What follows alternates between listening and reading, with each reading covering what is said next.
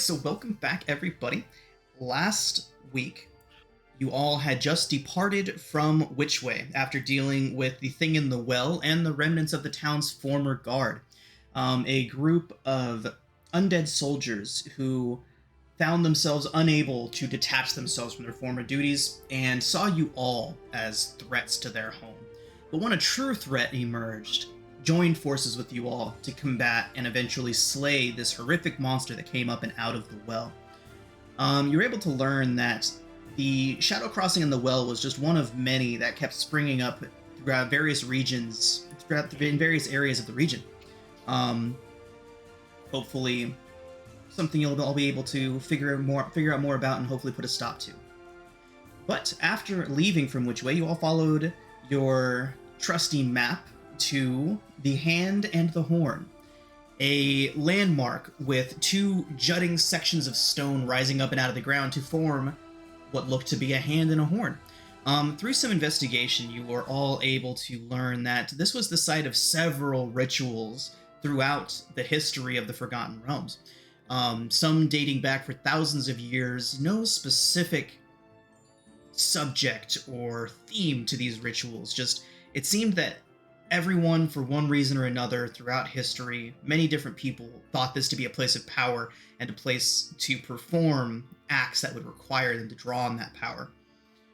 We weren't able to find anything that solidified that as fact, but the evidence of various rituals, ranging all the way from summoning of celestial deities to trying to open up portals to the abyss, were seen at this site. Whether or not these rituals were successful was also unknown. But after investigating that for a while, you all turned your eyes towards Three Tree Hill, a mountain that seemed to rise up, a thin, spindle-like mountain that seemed to rise up with three trees sitting atop it and a large forest splaying out beneath it. While making camp just outside of these woods, you were visited by some guests in the night. Unnoticed by any of you, including your mechanical watchguard, these mischievous individuals left gifts for each of you. Some destroyed your gifts, while others kept theirs, adding to them, playing with them, otherwise just having a good time with them. Some were cut in half. Two were set alight in various forms of flame, and another was placed not so gently beneath a rock. I think another rock was put on top of that rock just to make things official. Slightly gently put on double tap. Yep. So, after 4 of the 6 of you disposed of these little dolls that were left behind in your packs, and 2 of you held on to yours, making various modifications and adding to them, you all entered into the woods and quickly discovered that the place was rather strange indeed. Direction became difficult to determine, and a sense of being watched loomed over you all and followed you wherever you went throughout the woods, even going as so far to getting confirmation that you were in fact being watched. One of your familiars able to see through the guise of these, what you discovered to be spirits, watching you all. And not necessarily too aggressive, waving to the cat, but still following you all. And after a while, you managed to gain your bearings and find a sense of direction that could lead you to Three Tree Hill and then eventually out of the woods. Once you got all this under control and made your way through the woods, it became necessary to stop and make camp for the evening. It was then that these watchers in the woods began to make themselves known to you all once more. A few of you heard footsteps approaching up and out of the woods, and Rigel saw a young elvish girl standing next to him, looking at the gift that she had given him, a doll that much resembled herself, sitting on the stump next to Rigel, dressed up much like a skater, with a little board with wheels on it, her little skateboard next to it. This little elvish girl looked down at that doll and asked Rigel if he enjoyed her gift. That's what we're going to go ahead and pick up today. Done. Cool. So, do we speak for Rigel, or? I'm gonna go ahead and act on Rigel's He's behalf today. Okay. We all know he was very excited. So, as you all look over to see Rigel conversing with somebody, Nathaniel, a little halfling boy, seems to run up to you out of the woods. They're wearing very costume armor. They stand at about 3.5 feet tall. They come rushing up to you with a little wooden sword and a bright light beaming out from their chest as if something was placed inside of their body. They run up to you, Nathaniel, and this little halfling child stops just about 3 or 4 feet in front of you and looks down at their chest and says, "I love it! Do you like my armor?" I'm somewhat startled by the appearance of the halfling, so Nathaniel does a little, not a full jump, just a little jolt because he wasn't expecting them. They pause to look at the halflings. He kneels down and makes a show of inspecting their armor. It's very much just like leather sewn together. It is not armor, it's just costume. He gives a false, serious nod and says, "A formidable defense indeed." Says, "Great! We can see a real fight!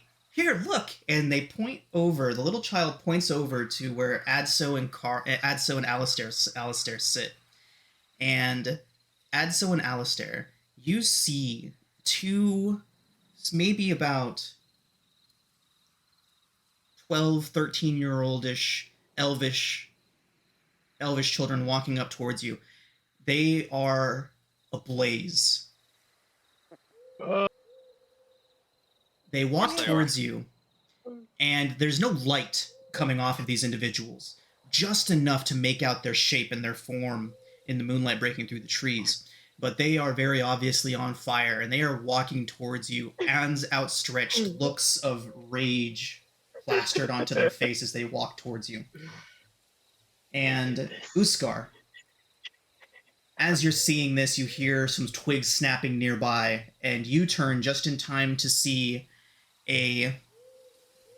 what looks to be a little dragonborn, kind of half cut, right in the middle, right in the midsection, leaning over at a weird angle. You can see through them. You can see through them, and they are very clearly doing their best to keep their two halves put together as they lurch forward towards you. And Releve, a little goblin, a little goblin comes limping towards you, utterly crushed. He's a flat boy. He is a flat boy. And we are going to roll initiative, everybody. Oh. We already broke them. Roll initiative. I don't want to roll initiative.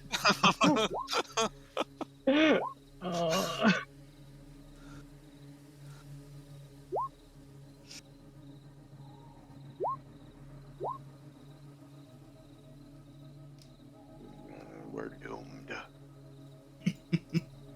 I would like to take this moment to apologize to her flat goblin friend. She did not realize that she was mauling some sort of child. That is not her jam. Okay. So.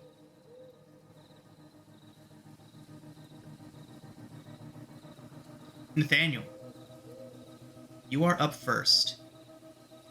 The little halfling child is showing you their wooden sword, holding it out for you. The first thing I'm going to do is, this has the dynamic lighting in place, correct? It does. Okay, since I'm only seeing a little bit around me, the first thing I'm going to do is use the light cantrip so I can see further. Got it. And just put that on the head of my mace like I tend to.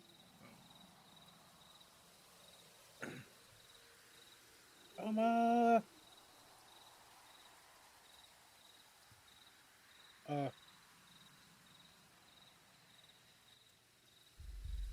and I assume that the I assume that the other ghostly creatures are acting aggressively.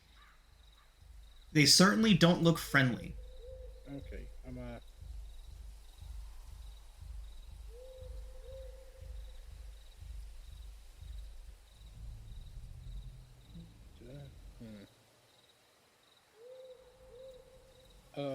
I tell the halfling, excuse me, it looks as if my friends may need some help. The child looks up try to- towards you and says, "Yeah, my friends are pretty angry. They think you're dangerous. They think you're gonna hurt us in the forest."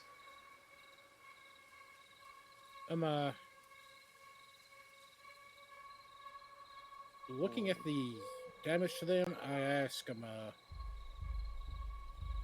if the damage to the dolls is repaired, will they go back to normal? Says, "I don't think so. I mean, it's possible. Do your friends still have their dolls?" No. It's gone. Yeah, those dolls are gone. I mean, I technically guess Relevase is still somewhere. I mean, yeah, they still exist in a physical sense somewhere, but not anywhere nearby.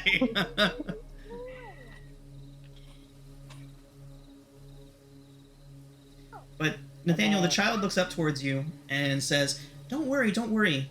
Nothing's gonna hurt you. You're nice." Can't let my friends be harmed, so I'm going to try to move over here where I'm closer to some of these that are coming closer to, like, say, Alistair. Okay.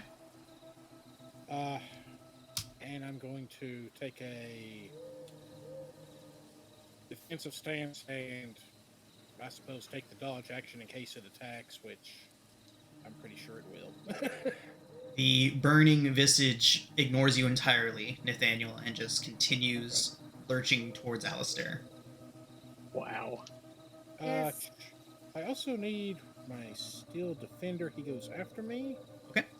I do yell out to it to try to and tell it to attempt to defend the others.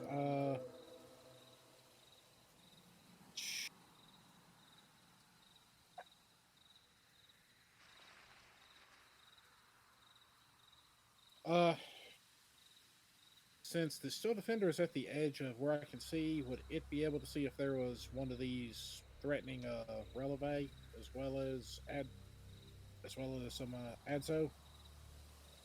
Can you share vision with your steel defender? Or you just want to know if it can see something?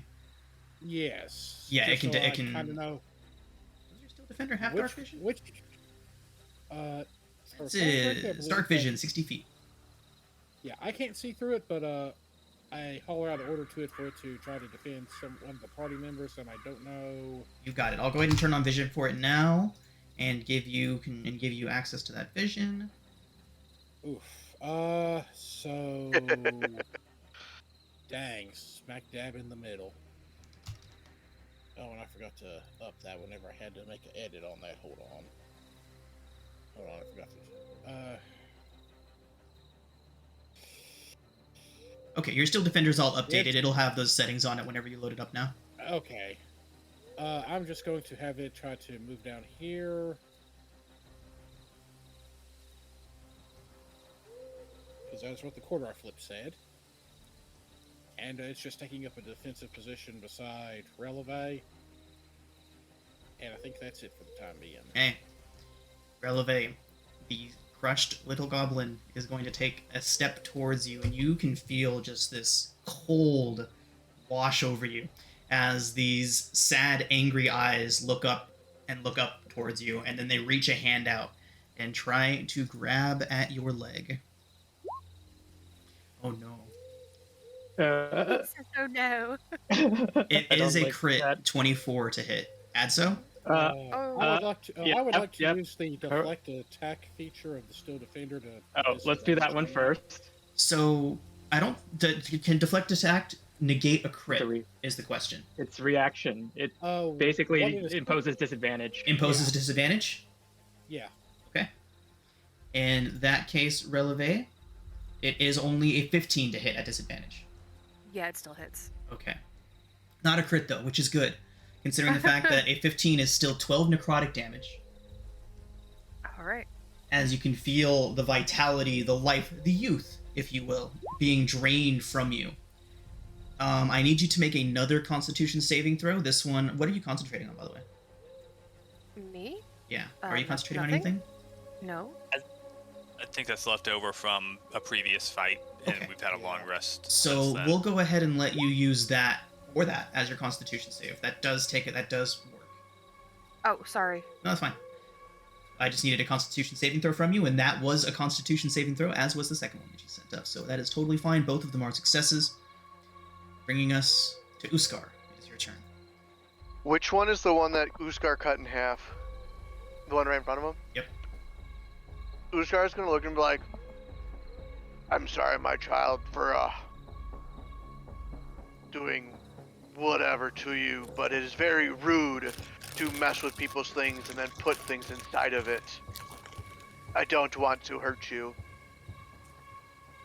Make a persuasion check. At disadvantage, because that was also vaguely threatening.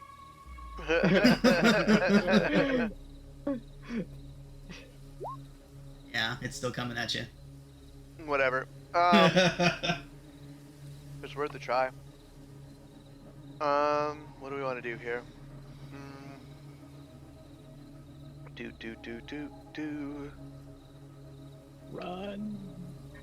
Nah. Uskar doesn't run. He's too short.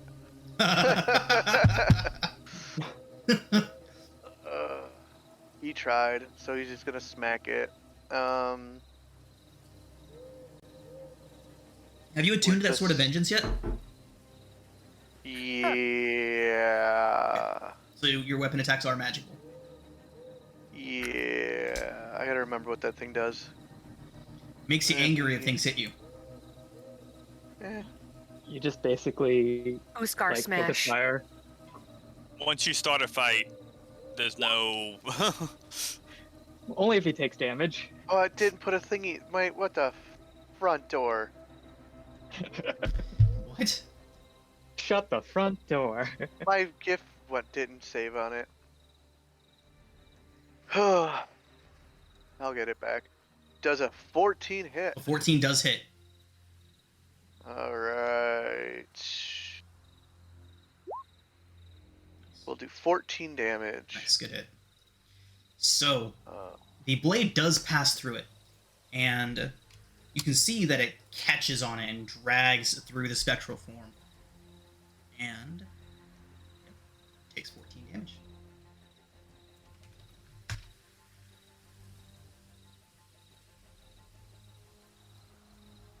Anything else from his card? excuse me. That is going to be... because he doesn't have any good bonus actions, I don't think, right now. So we're going to save that action surge for now. That's it. Okay. Rigel's gonna start showing his new friend how to skateboard. He would, too. Fucker. I wish I could dispute that in any way. We're dying. We're gonna die here. Pop an ollie, yo. All right, Uskar. The enrage. Oh, is that it? For your sword, Uskar? Is it when you take damage? I have it here. Hold on. Whenever you take damage in combat. Okay, yeah.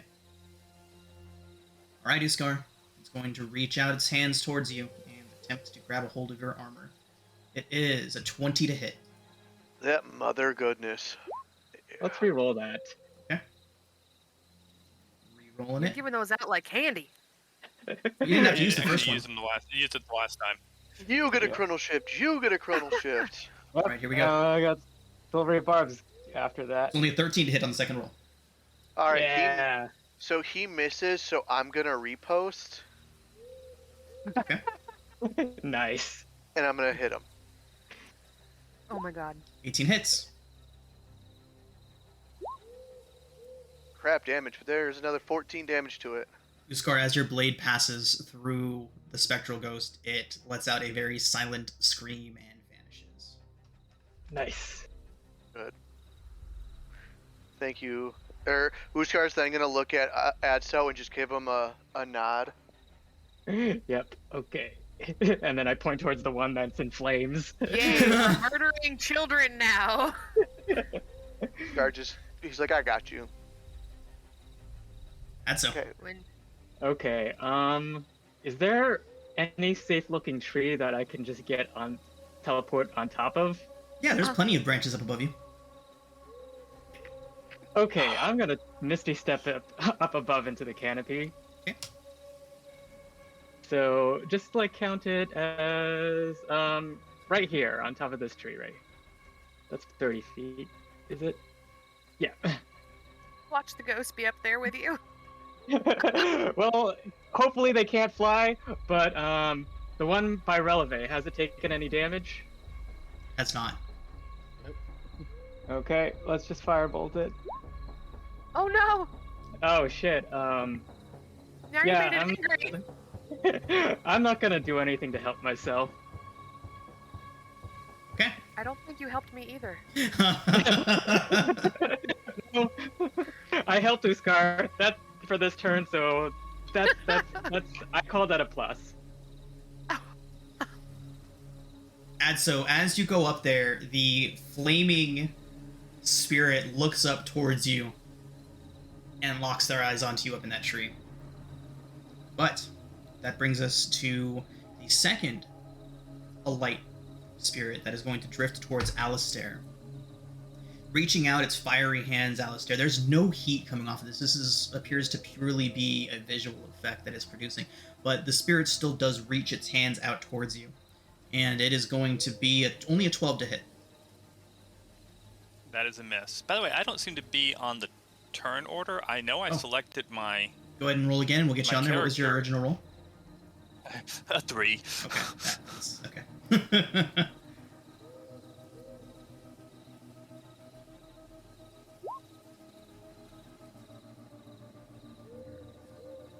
Of course, now I roll a 21. Right.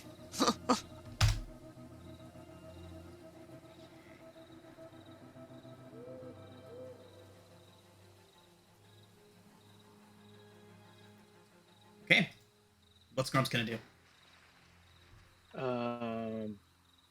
Grumps is not gonna give advantage to anyone and not take the chance to just fly up. Grumps does not have flyby, so that's that. The spirit of the elvish girl is going to learn how to do a kickflip. Nice.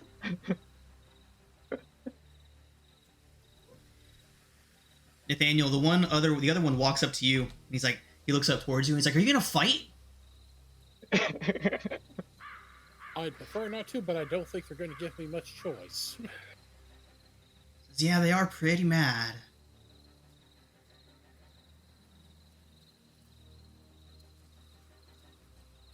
Adso, Yep. you see the spirit begin to just whip around itself in this fiery, almost vortex, and with its 50-foot fly speed. Oh, fucker. Oh, that coming. Yup. Adso, it's a 17 to hit. I'm gonna silvery barbs that. Okay. Takes Rolls again and takes the lower disadvantage. result. Yeah.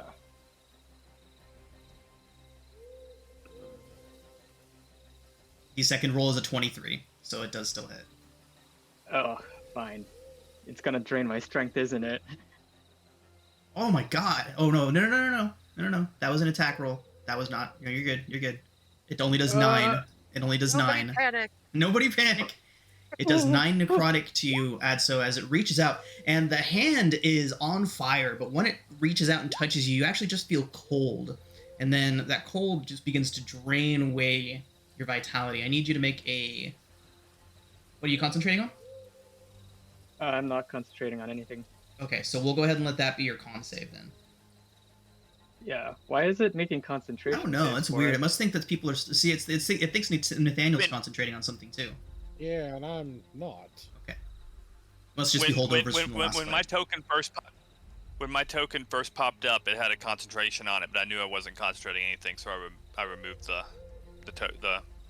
modifier. They must just be holdovers from last session. Uskar doesn't know how to Concentrating concentrate. on those sweet skateboard moves. All right, Alistair. So Alistair will cast Mirror Image, Nice.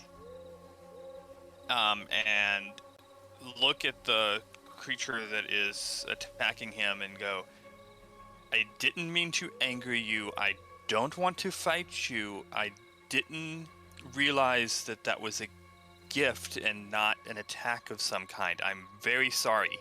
And I'm going to back away to Make a persuasion here. check.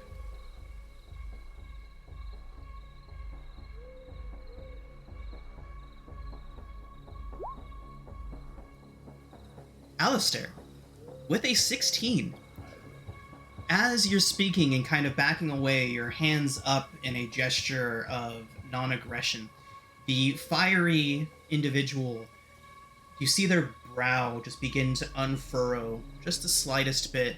They look towards you kind of skeptically, and you see the fire begin to vanish around them until all that's left is a human child of about 11, 12 years old. And they look towards you, and you can see they look down, and they have the little doll that you burnt. It's a little charred. Looks back up at you, closes his fist around the doll, vanishes. Oh, I really wish I had a mending spell, a mending cantrip, but oh well. Hey, Okay, hey, that's I it for tried me. that. It didn't work.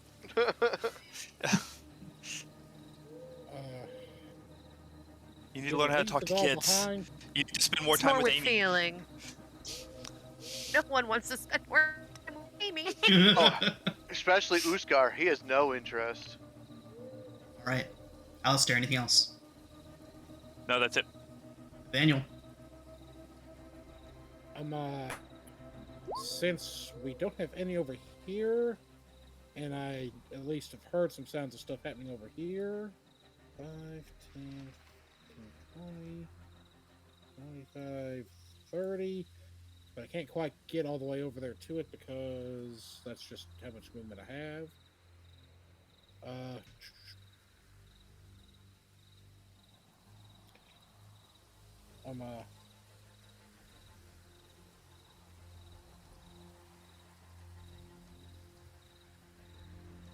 I tried to yell out at the one in front of Releve that I'm Releve,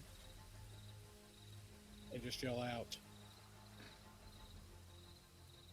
We didn't know that the dolls were gifts. We just faced some undead and some of us thought that it may have been something related to that. Oh, it was related to undead. Nathaniel, the little goblin reaching out at Releve ignores you. Yeah. Okay. I think we have to do it. Well, and it's still focused on trying to attack her, right? Yep. He's such a strong word. He's just draining my life. Well, with that being said, I don't have a... No. I don't really have a clean line of attack. Don't really have one, so I'm just going to direct my Steel Defender to take a swing at it then. 11 does not hit. 11's gonna hit. Okay. Adso, by the way, when you cast Silvery Barbs a little bit ago, who did you give advantage to on their next saving throw, attack, or? Let's give it to Oscar. Unless Nathaniel, do you want? Are you planning on stacking this? Okay. I have my Morning Star outs, and it'd take me too long to get my crossbow out to attack it. By next turn, I could have gotten close and I just didn't have the movement to get there.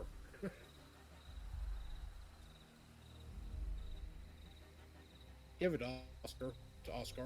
Sorry. Okay, Oscar, you've got advantage on your next attack. Ooh, Scar. Scar. You have to say it like ooh, like it's impressive.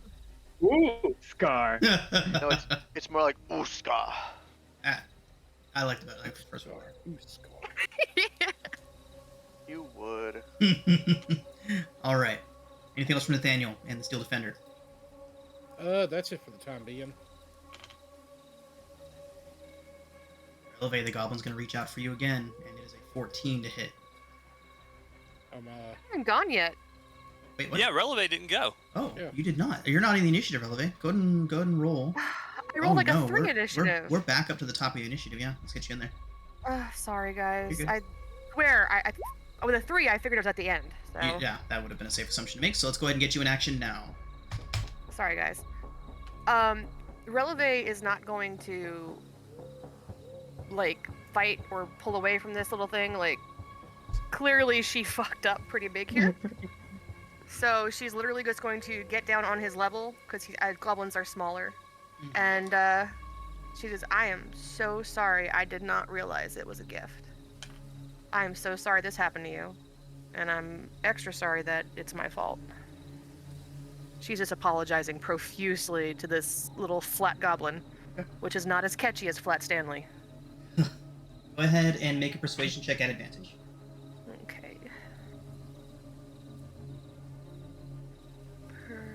Persuasion. So you see the angry eyes of this little goblin child looking at you, its brow furrowed, its fangs bared, and as you kneel down, it's reaching out for you, almost like it was about to try and grab you by the throat. But as you begin speaking, its eyes slowly soften, its brow unfurrows a bit, and then kind of looks down. Its form, almost in the same motion as it's looking down, its form loses its broken properties, and it is just a little goblin child. Looks Can down. I hug him? Yeah, you can try. He's So gonna try to hug him. as you reach out to do that, your arms pass straight through him. But he's looking down at his little doll, and he looks down at it, and then he looks back up towards you, and then he hands it out to you. I'm going to accept the doll this time. It is very real. Has weight, And- doesn't disappear, and as soon as it transfers over to your hands, the little goblin boy vanishes. She's going to clutch it to her chest like no one touches this damn doll. As you do that, it says, "My new friend." I'm definitely not creeped out at all. This is fine. This is totally fine. Not okay. All right. Uskar, sorry. You're looks like It's we're okay. No, I'm just going to give my bardic inspiration to. Is it Alistair behind me? Alistair, yes. Hmm? Wait, who's next? Who's next in the order? I'm sorry. Uskar's next. Uskar. Right, Uskar. I'm Uskar. sorry. You get my bardic inspiration. Okay, you got bardic inspiration and advantage. Except this guy's Nope. up 50. He's up in a tree with that, so Oopsie doopsie. By the way, but you should have given that bardic inspiration to Adso. So, So he can okay, I'll plead take it for to his Adza life. then. you want to give it to Adso? That's fine. Fighting for his life, 35 feet in the air.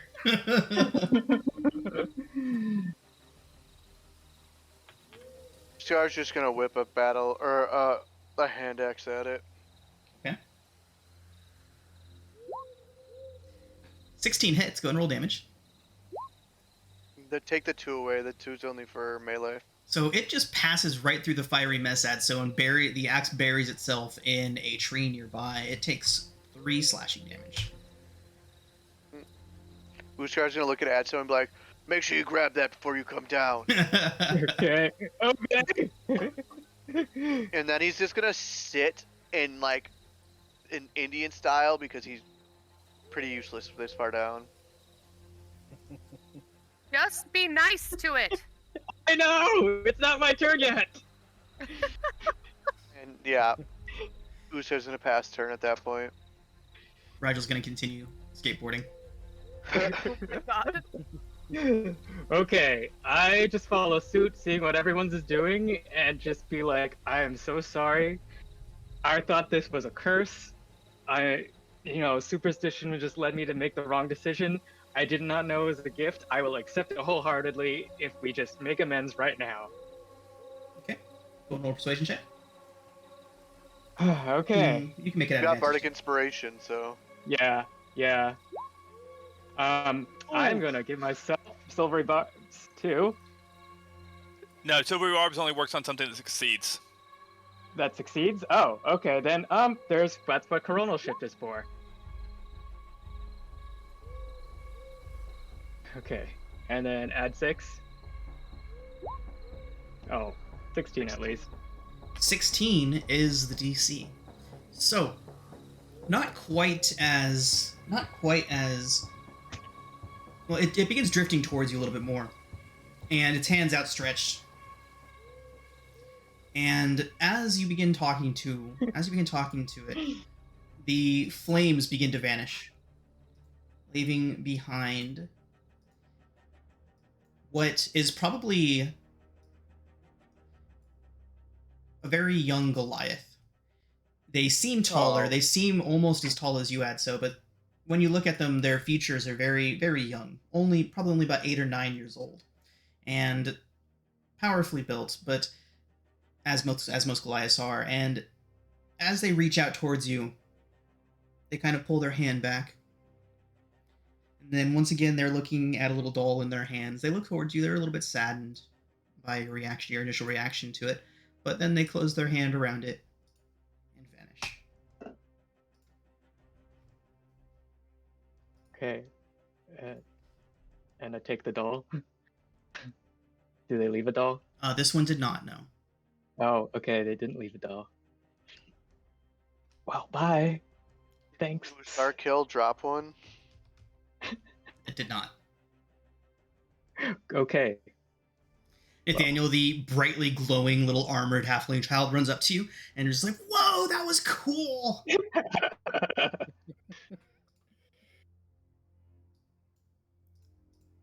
I'm just glad we didn't have to.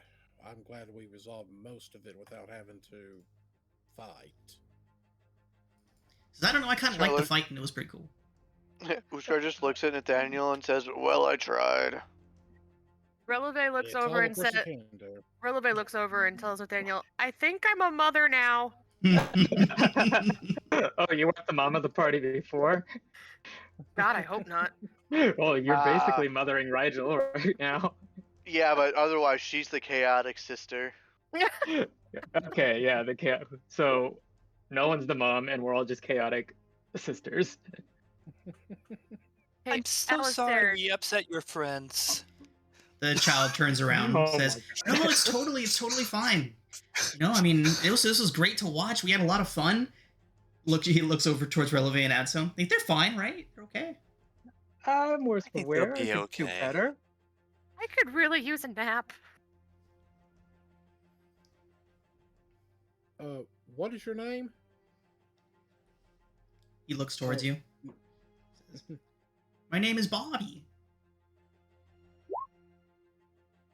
Bobby? How long have you been here? Kind of looks up and thinks. Says, "It's been a long time, a really long time." Kind of looks up Where are and you? looks up towards the stars and he says, he gives you the name of, he gives you a date, like an age, and it lines up to something that you would have recognized to be well over about 1,200 years old, one of the former ages of the Sword Coast. Wow. Oh. That's old. Do you like being here? Says, "Well, I got used to it a long time ago. Kind of have to." Can you go home? Well, this is home. I lived here my whole life. And then Where are your parents? they went somewhere else a long time ago. Yeah, my mom went away too. I'm so Well, how did sorry. your- It's okay. I mean, it could be worse. I've got my friends. There's always stuff to do around here, new people to meet and talk to. Is there anything we can do to help you? You've already done it. Oh, okay. Yay. Well, if we come this way again, I'll bring you a gift. He just like beams, huge smile. Says, "All right, we left you some stuff over by the 3 tree. Don't forget to stop by before you leave. It was nice meeting you all." Can we Danica take these dolls with us? says, "Find one that looks like the one that you have at the 3 tree." Okay. Runs over Oh, no. and grabs the elvish girl by the hand. He says, "Time to go." And the other spirit was having a great time with Rigel. Gives him a big hug before she turns, and they both run off towards the woods. But before they even get past the first tree, you see them just kind of vanish. Anybody else hate this place? Ditto. Okay. Ushgar's sick of the magic. Cool. You just hear him And- grumbling. He sees them disappear, and you just hear him grumbling with random curse words about the magic. Okay.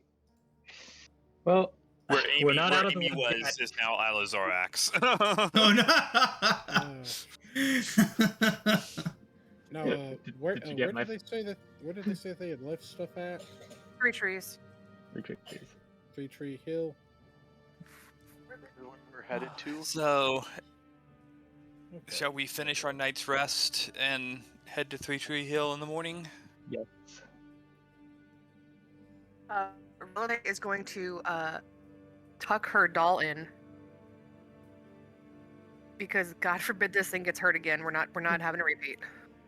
Ushgar doesn't have a doll, Releve, so he'll just. when you go to look for the doll, it is gone, as are Rigel's and Nathaniel's. Oh, well, Wow. Wow. Okay, but what if they come back and are pissed again? She's in the tree. He we said go to with find- them. He said to find the one that's yours at the tree. Yep. At 3 Hill. Yay. Is there enough of the night left to get in a long rest at this point There for our is. injured companions? Yeah, there is. You guys can take a long rest. Yay.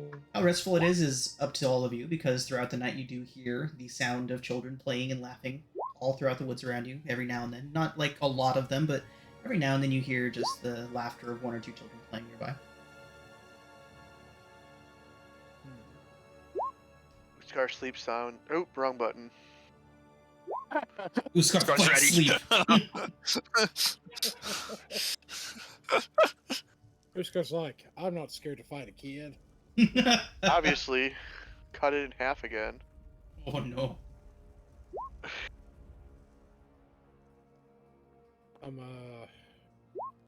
Why is everyone making concentration? Oh, A question: are there any like pine cones, acorns, things like that that have fallen from the trees? Oh yeah. Nathaniel's going to take one and use that magical tinkering where it plays like just a few notes from one of the songs Releve played at the inn at Silvery Moon, and tosses it into the forest for him. Nice. You're so nice.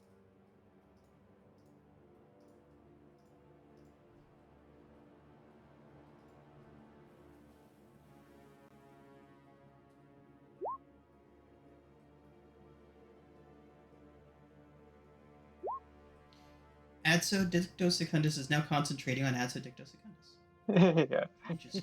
Just trying to figure out why it makes me keeps on making. There Oh, did we do it? Did I do it? Yeah, okay. Somehow I fixed the concentration being happening all the time. Weird. Maybe I'll restart my API sandbox, see if that does anything. I fix it by just casting a concentration spell. And then dropping concentration.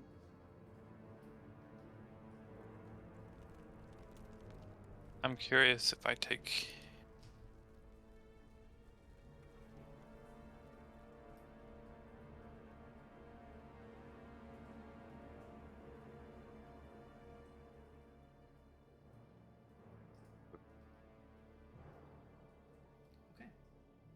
So, if everybody is done with their rests, the following morning, Yep. the morning does come without any more event, and Nathaniel, your pinecone music box is gone. When you wake up, you can't see it anywhere. Wherever you placed it, it's no longer there. Oh, I just tossed it towards where I heard the kids. Okay. Where I thought they were playing at, thinking they may want some music. Okay. So, as the day goes on and you all make your way towards Three Tree Hill, it doesn't take long to get there, and with your previously established means of navigation, having one of your familiars fly up to guide you so you don't get lost in these woods again, you are able to make your way to One Tree Hill. And it is a massive spire of stone jutting out with just 3 trees up on the top of it. And sitting at the base of it, you can see 3 dolls. A little bit bigger than the ones that were originally left for you. Maybe each of them standing at about 10 inches tall, all fashioned in the way that your original ones were. Just the 3 of them, you said? Just the 3 of them. Releve's doll, Nathaniel's doll, and Rigel's doll. Releve, as soon as you see yours, it says, "My new friend!" Not creeping out at Hooray. all. So these were just the ones that weren't totally destroyed. Correct. And Rigel's is like, tubular, dude. As Rigel approaches, it actually does say something very similar to that. We'll let Rigel pick what phrase it says when he gets back to it. Cowabunga! But each of them is one of these.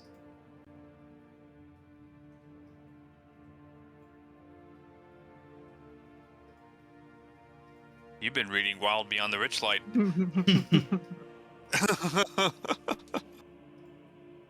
Neat.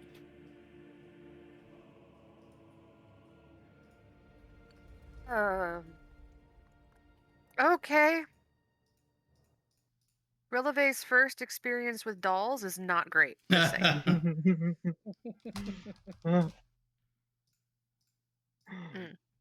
Dolls are a weird concept. If we need to just stash those away somewhere after this whole adventure is over, just in case we come back here, I've got a very large bottle.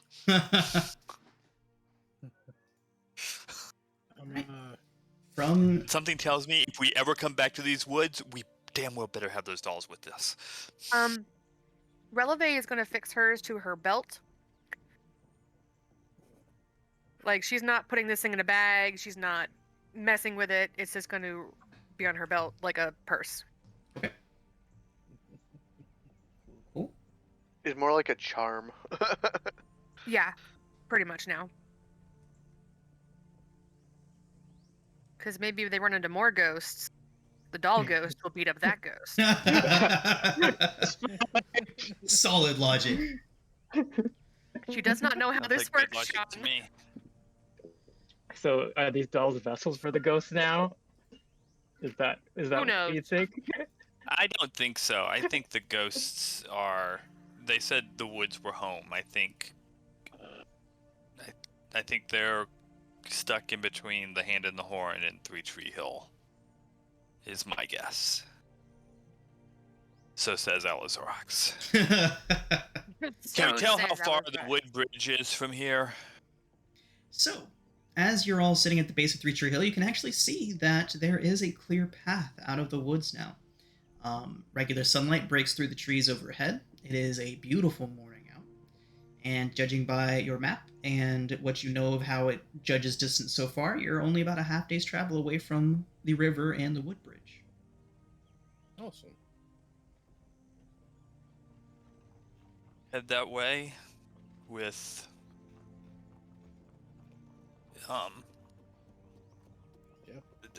Argoth giving flying overhead surveillance, Okay. looking out for Grumps it, checks any the rear. dangers. All right, make a perception check for your familiar, please, Alzorax.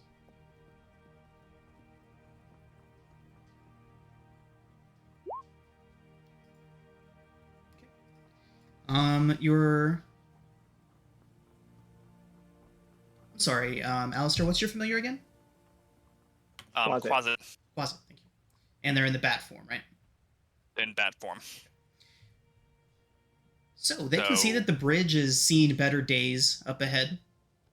It's pretty beat up, falling apart in some places. Is it a covered bridge like on the map, or is it? It looks like it may have been once, but not so much anymore. How far, like how wide and deep is the stream that it crosses? So the stream that it crosses is a rather deep ravine. Goes down about 15 feet, 20 feet in some places. That would be able to see that. And it is at its widest part about 30 feet across.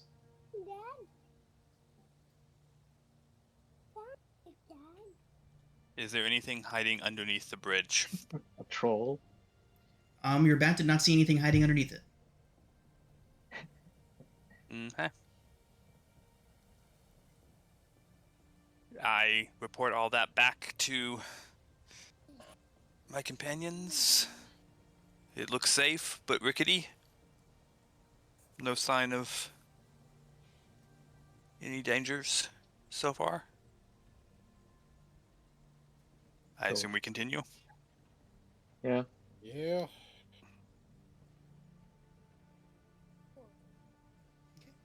So, when you all arrive at the bridge, it is a rather decrepit old thing. From your spot on the northern side of it, you can see that there's a large hole punched right in the middle of it. As you all walk up, could you please make perception checks for me? I'm sure Nice. Mr. Mask could hear. Perception, you said? Yep. Oh, well.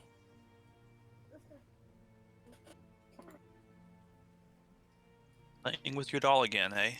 I'm scared not to. I'm You are I'm legally going to- obligated by Ghost to play with doll. ooh. Adso and Alistair, as you approach, you get this whiff of something just rancid. It smells absolutely awful. And you're noticing that there's a little bit of dried blood on the ground on the northern side of the bridge.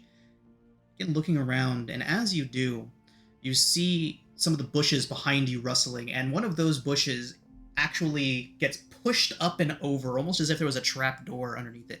And you see a great green long arm just come crawling out of it, and it pops its head up. It says, "Crafty ones you are." It says that in Giant. Does anybody speak Giant? Sorry, I forgot to ask. me check. Nope. No. I do not. Do we got anyone who can speak everything? Nope, just primordial and common. Crawls its way the rest of the way out and just looks over you all. It is standing at about 12, 13 feet tall, deep green skin, almost like matted black, almost like grass-like hair. Arms over elongated, ending in great vicious claws, and it just takes one step towards you and says, "Some shiny things you're carrying there. We'd love to add it to our collection." We Are there more of you? Please tell me that's the royal we. Was that in common? That part was in common once it realized Okay. you all didn't understand it. And then a big old smile comes across the troll's face as you all look to the other side of the bridge and about to step foot onto it. Another. Oh gosh. Do you like shiny things? Says, "Oh, we certainly do. We also like shiny things attached to limbs." Takes another step towards you. Okay. The one across the bridge is also beginning to make its way onto the bridge. Well, I can't help you with the limbs, but she's just gonna like toss her coin purse at it because who cares about money? Jesus. Just like toss it. Like, How many? yeet the- It Like their lands. whole coin purse? Yeah, It the whole thing. lands at its feet. It kind of grabs it with its Is- talon foot and scoots the coin purse behind it and takes another step towards Atso. Okay. Me no lucky. Are- I'm just gonna step Are, back. are the strengths and weaknesses of trolls fairly common knowledge? They are. Uskar's gonna step over a little bit, just kind of be in front of it. Let's go ahead and roll initiative, everybody. Here Yeah. we go. Away. I was about to say something that was going to make you say that. So. Yeah. Ah, I keep forgetting to click on Uskar her. was going to as Oh, well. shit. Okay. I have clicked on Alistair. I have rolled initiative. I roll multiple times for no apparent reason.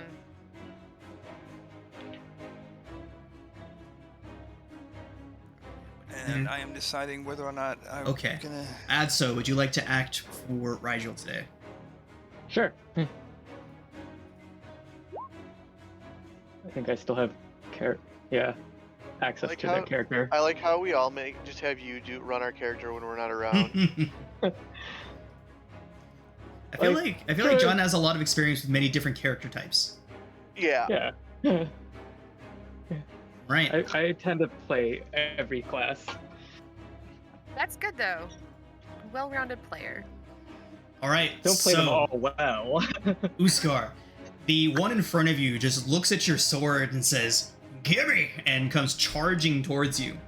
And it is going to make a claw attack at you. The 17, a second one with a 23, and then it's going to attempt to bite you with a 14. Before, with the first one, I'm gonna repost. Okay. I'm gonna So- silver barbs the 20 something. 23, okay. 23 was a claw attack. 25 hits. Sorry. Oh no, Uskar, why?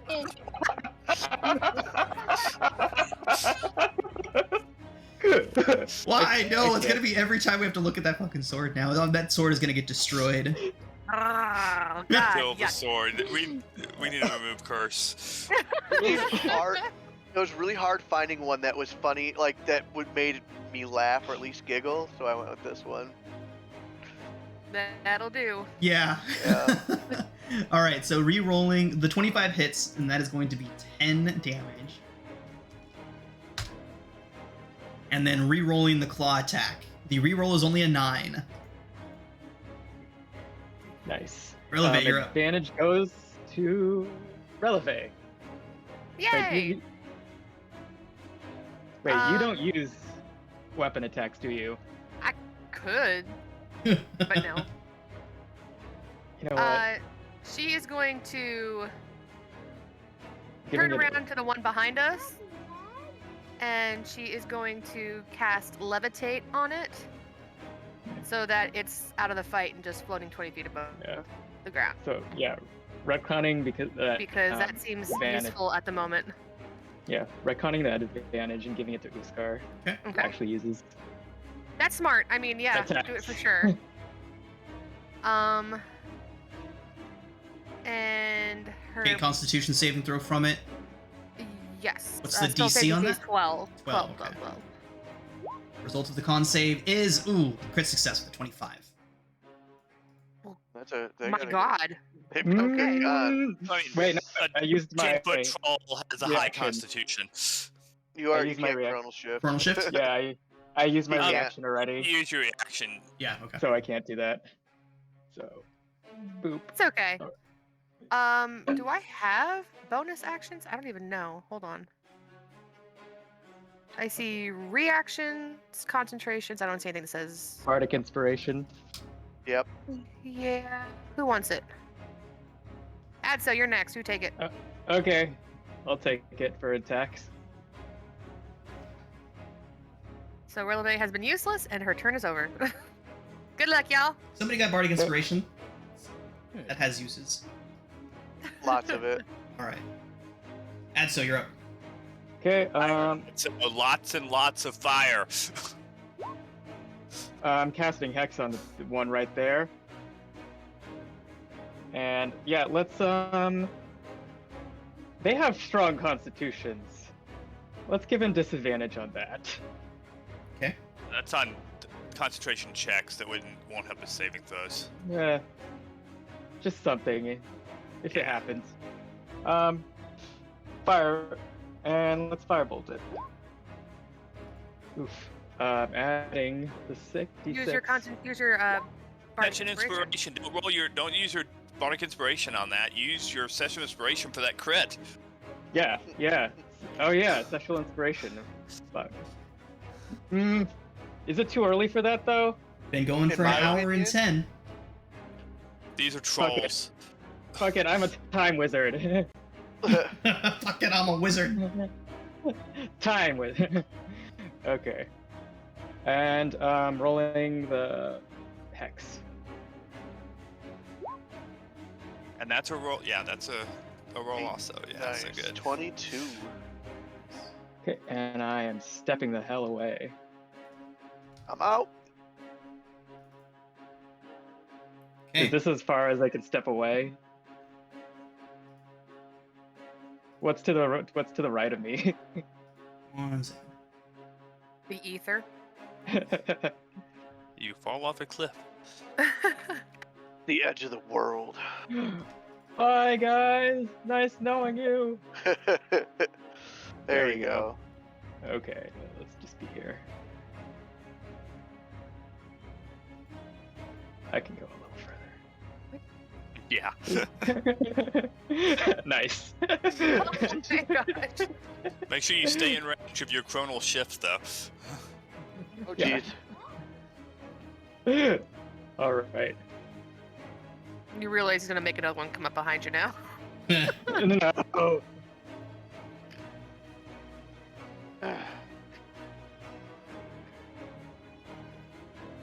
What is happening? Who's Curse turn now? Uskar's turn.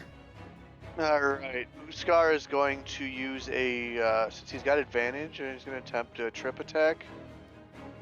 Cool. 17 hits, so... Doing 9 damage. Okay.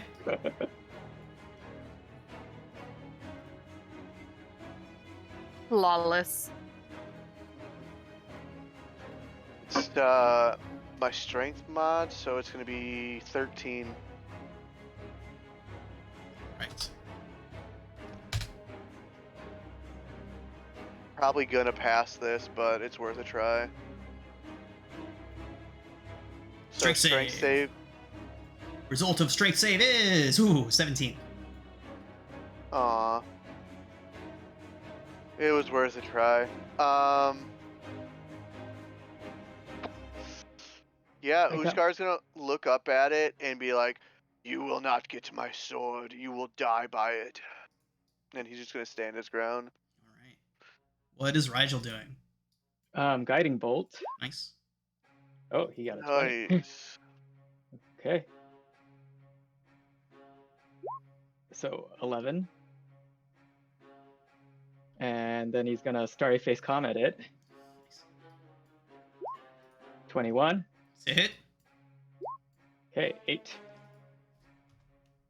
And that is Rigel's turn. He's gonna probably move further back. And yep. Right. So you all see the troll making its way across the bridge, being very Yeah. careful where it's stepping. Hey, Sean, What's up? I rolled a 14 for initiative, but I don't see myself. That in is the happening a character. I lot don't today. see Go ahead and get on in there. I also don't see my Still Defender icon up anywhere. Yeah, I had to drag my closet in. Oh yeah. I'm just gonna unsummon Grumps. Grumps isn't not gonna do anything for this fight. Okay, let me slap him somewhere. Okay, that'll work. All right, Nathaniel. Okay, first thing I'm gonna do, since this troll is at the other end of the bridge as they're fighting this one, is I'm going to attempt to be somewhat sneaky.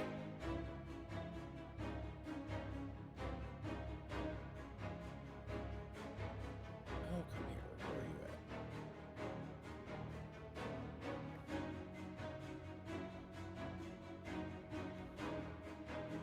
at? And he's going to throw some,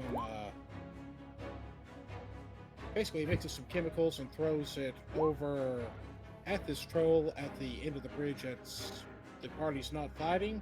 Okay.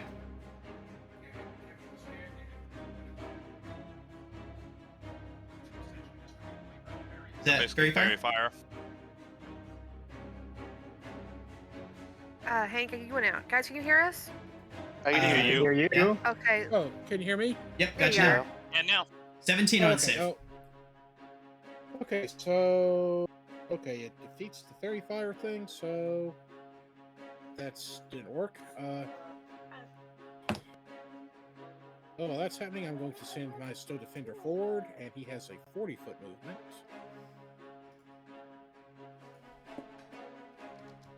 Yeah, he can get up in there. And he's going to start by taking a swing at the thing. 23 certainly hits. Okay. And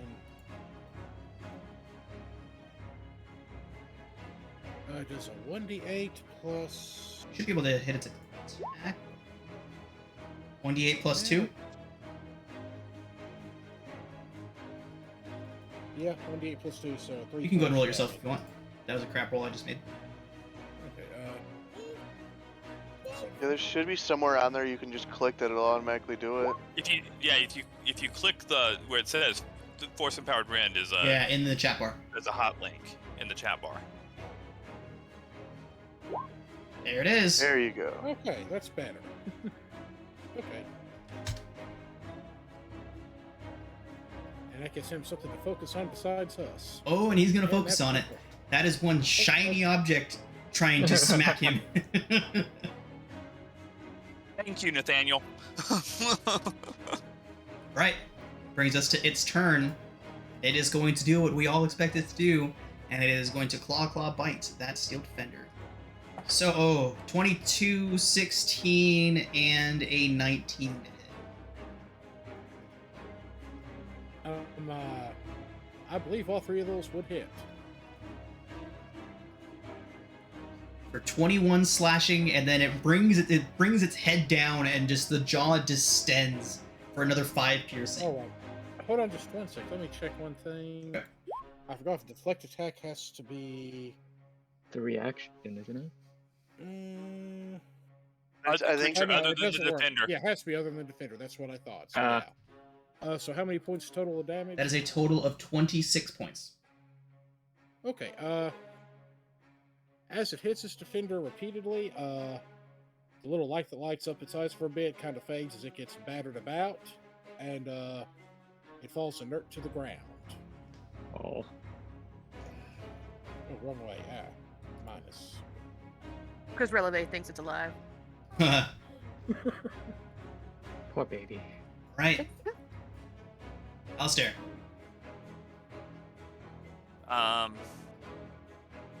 So that the troll to the north got hit with a guiding bolt, right? So I have Yes. advantage to hit it. So I will fire.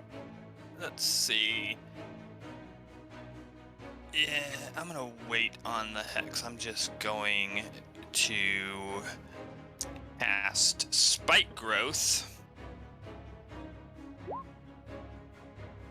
and I'm going to center it on this bridge such that Releve and Nathaniel and I are just out of the space. Okay. Cool.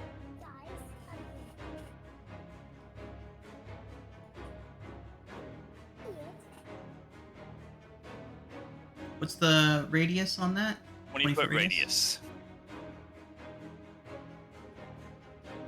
Oh, That's that's not big. Yep. wild. It is. Right there? That's cool as graphic. Yep, that's perfect. All right. And then 5, 10, 15, 20, 25, 30. Hi. Hello, fellow caster. Hello. Next. Big guy. It's back to the troll, who, in his single-mindedness, is just going to continue trying to wail away on Uskar. And since No he way. has taken fire damage, he will not regenerate. But the one to the south gets those 3 hit points of damage it took back. Right, here they come. Uskar. Oh, it crits you on the first one. Silvery barbs. Let me just put it on. Rerolls a 21. Oh, fuck. Not a crit, At least though. it's not a crit. right? That's all that That's matters. the first. That's the first claw attack. Here comes the second claw. It's a 16, Uskar. Misses. Bite attack is only an 11, so only the first one makes contact. Yep. Or 6 slashing. All right. Hey, and hey, since he took that hit for us, take the advantage. Okay. That's so. Yep, gonna hit it. Keep hitting it with fire damage. Think you just skipped me? No? Did I? Yeah, you skipped Oh yeah, you releve. skipped releve. I did. I'm sorry. Go ahead. Sorry, it's okay. I was just actually ready this time. She is going to use Tasha's hideous laughter on the one that is Nice. willing on Uskar. Because the one to the south hurt her friend, so now she's going to hurt his. That is a wisdom save. Maybe? You realize if it goes prone, it's harder for us to hit it with fire. It's a lot easier for Uskar to hit with his axe, though. Yeah, and it's Yeah. harder for us to hit Uskar. My Well, we spell need to saves a DC. 12, sorry, DC. It gets a the big old fire damage- 0. All right, so it looks up towards Releve and just and then just falls over onto his back, just laughing riotously. Okay. He will never not take that personally. All right. Now you can go. Okay. So, Sean, I have a question about the fire damage. Okay. Like, do we constantly have to keep it on fire damage? It or has that to first take fireball? fire damage on each of the rounds. So if it starts its turn and it hasn't taken fire damage that previous round, it will regenerate. It's gonna die. You're gonna make sure it's dead. Do my damnedest too. It has to Okay. it has to be dead and take fire damage. Concentrate on one. Okay, now That's I why I wish I put the did spike growth up. the advantage on me. Okay, I have coronal shift on. Okay. Boop. Oh, fuck yeah. Nice. Okay, and hex damage. 2 necrotic. Okay. Okay, I did my part. Yep. Okay, Uskar. All right, so this thing's technically incapacitated, so means I don't know what the fuck it means. Sorry. But you already have advantage, so Yeah. Okay. Yeah, I just can't do anything. All right, nothing special. So we are going to hack and slash with the sword. So boom. Oofda. Fucking cursed image for the cursed sword. Yeah. Wait, you have advantage. Yeah, it advantage is. though. So Yeah, we'll do so- that. how's it looking? It's pretty rough. It's definitely, Okay, although it is we're- laughing, it is not having a good time. We're gonna action surge and poke it again. The concept of a troll laughing, writhing on the ground while we shoot it with fire and hit it with an axe is just gruesome. Uskar, how do you take it down? He's just gonna. The first hack went at its neck, and then the second one went through the neck. Nice. And then Uskar is going to move to position himself here, and that will be his turn. Okay. What is Rigel gonna do? Rigel is gonna keep on casting Guiding Bolt, maybe. Nice. 18 hits. Okay, 10 radiant. Okay. And do we Starry Face Comet? Oh Why not? yeah, it's a crit with the advantage from Guiding Bolt. Nice. So yeah, 5 + 7, 12 total radiant damage. Okay. And that is Rigel's turn. Daniel. Due to this thing trying to destroy some of my well-made craftsmanship, Nathaniel is irked and breaks out his heavy crossbow and sends it. Nice. 25 hits. And it is considered a magical weapon since it is one of his infusions. Nice.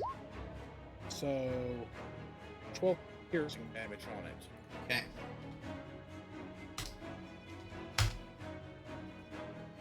And the crossbow starts to reload. It load even as he keeps a bead on this creature.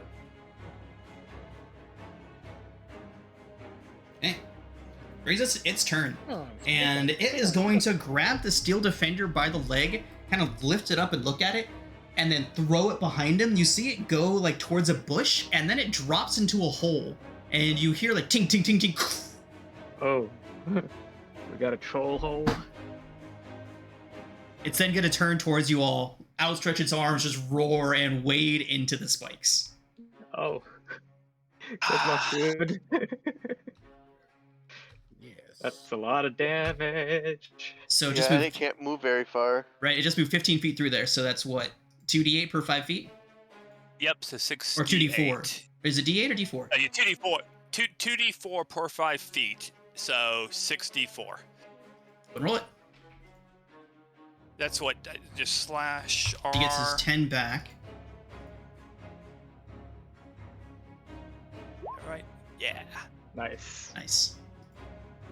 So he netted a loss of 6 HP for that. Well, didn't he get his 10 back at the beginning of his round? He did. So that would have put him at full, and then I did 16 damage to him. Right. Okay. Yep. All right, Alistair. Yeah. Pushing back. So let me see. I gotta see range on something. Just too far. Hey. I wish I had repelling blast. I don't yet. Yeah. But I am gonna move to here. My quadset's gonna move to here. And I am going to fire off a Eldritch Blast at it. 14 hits. Oh no, I'm sorry. 14 does not hit. Such an inspiration. I want that thing dead. Okay. 20 hits. So 9. Okay. Next. Releve. Releve is going to use Dissonant Whispers. Okay. Nice. Okay. Wisdom saving throw coming up. Result of that wisdom save is only an 11. Nice. So does not. So 3d6, is that right? Yep. Yes. And it moves. Away. So it it's has just to go away. right. It just Yeah, starts. Yeah. moves. It reaches up to its ears and just starts rocking its head back and forth, bellowing before it just turns around in the spikes and books it back the way it came. How far? Its movement speed. Yep. So another 15 15. feet through there. That is hands down one of my favorite spells in all of D&D. This It's Snow really Whispers? good. It's really Yeah. good. I like it though. It made many an appearance in the Icewind Dale campaign. 10 more. All right. That's good. Yes, it did it when I. hmm My bard used that one a lot. Well done, Releve. Thank you. That was a perfect use of it too. Right in the spike Right growth. through the spikes. All right. Anything else relevant? No, I'm done. Thank you. Atto. Okay, I'm moving. And then I'm gonna set it on fire. Nice. I'm moving my hex to it as well. Yeah, 25 it hits. is on fire. 8. Okay. Okay. Yep. Still standing, but it is very upset. Uskar, do you want to get to it? Uskar can just throw something at it. No, he's gonna drop concentration. Yeah, which You is wanna- fine. Or I can leave it up and it just has to come back through us, but it might try to run away from us now. Okay, I drop concentration. Okay. Uskar is going to attempt to move across this without falling through it. Okay. Make a dexterity save as you move across. You son of a gun.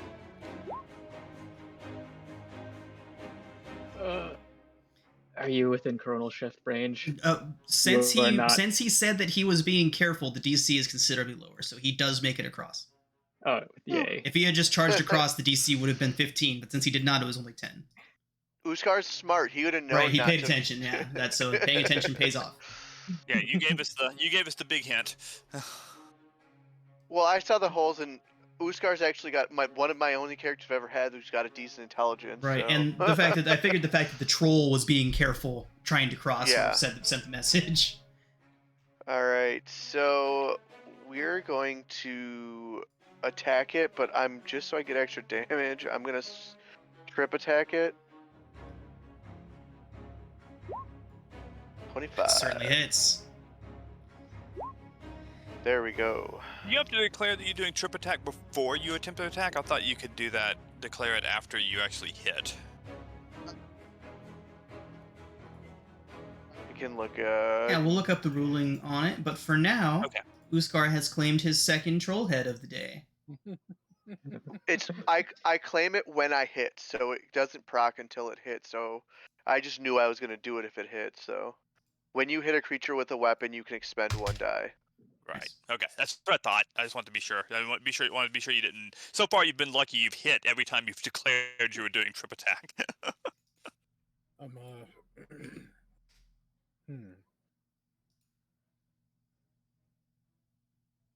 Action economy for the win.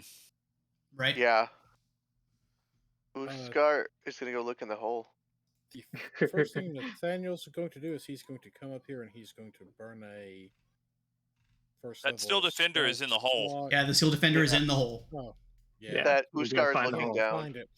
He's Oh, gotta it's find over it. here. It's in this bush. Yeah, Releve that is is- exactly where it's at. Releve's Careful, eulogizing careful. him. The hole's right there. Careful. And also we need to see where the other one was hiding at to make sure that that one didn't have stuff hiding on its side either. And then Yep. Grumps goes poof. Actually, Alizorax clearly saw where the other hole was, so he will go Right, check you guys that watched that out. one crawl up and out of it, so. Yeah. Oh, okay. Uskar just saw where he threw the Steel Defender. So he's looking down the hole. Looks like it's deep. Okay. I'm going to cast light on the end of. I'm going to cast light on the head of my mace that's kind of poking up over my shoulder. I should probably just get it out because if I go in here, it's probably going to be too close quarters for the crossbow. Let's go ahead and see a D100 from, let's say, Uskar, since he made it to the hole first. Now, Zorax, you can do the second D100.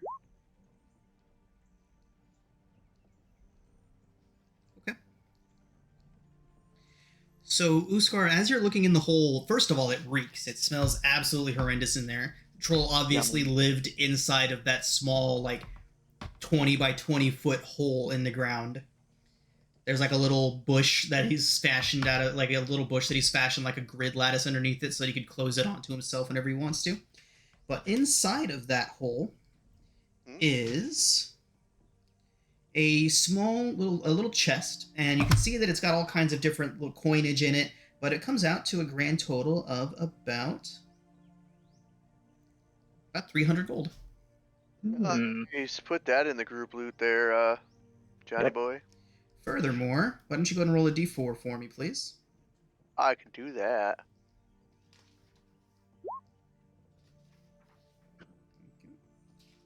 Oh, it's 2. It's gonna be good. Huh. I'm speaking it into existence. Okay, so now, Uskar, you can roll 2 d100s for me. Roll them separately, please. Well, I'm gonna do this, and it's 70 and 14. Okay. So, Uskar, 70 and 14? Yep. I actually don't know what that is. I'll look that up. I'm rolling on a table. Comet loves treasure tables. Mm-hmm, Oh, I I really love do. I've learned that from watching Storm King's Thunder. He brought them in when we were playing. Was it the Tuesday game or the Thursday game? I don't remember, but it was fun. Alright, so it's a glass jar, about 3 inches in diameter. It has a dark, thick mixture inside of it that smells faintly of aloe. Keogthon. I don't even know how to fuck pronounce that. There you go. KT Jelly. Kyogtoms. And then your other one was a 14. Yeah. Is that a potion? Okay, that is a potion. It is a potion of greater healing. The Woohoo! I'll Ketom's hold on. ointment is awesome because that's like multi-use healing. I will put. Hold on.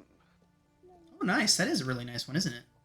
Ketom's ointment is like does like lesser restoration as well, doesn't it? So this one, receive it, regain. It's got 3 And- inch diameter and 1d4 plus 1 doses. So I gotta roll 1d4, or did you already? Yeah, you can go ahead and roll it. Okay. So I got 4 doses on it. Awesome. Alistair, want to roll Yes. a You d100 said- for what you found? Oh Did you yeah. say a greater healing potion. Correct. All right. 38. So Alizorax, again, a hoard similar to the other one. It has about 70 gold worth of various coinage, gems, things like that, but about 70 gold worth. Okay. Somebody putting that in And- the group loot. Yep, I'm on it. Could you please Awesome. roll a d6, Alistair?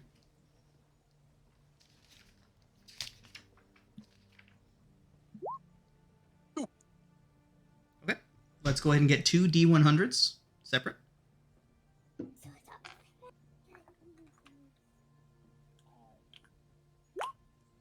Inside of the second troll horde.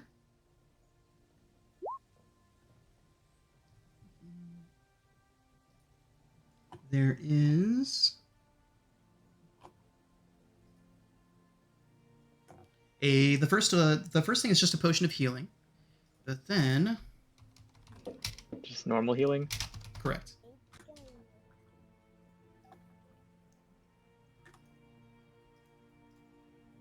There is also a scroll of interesting. There is a scroll of hellish rebuke inside as well. Ooh. Nice.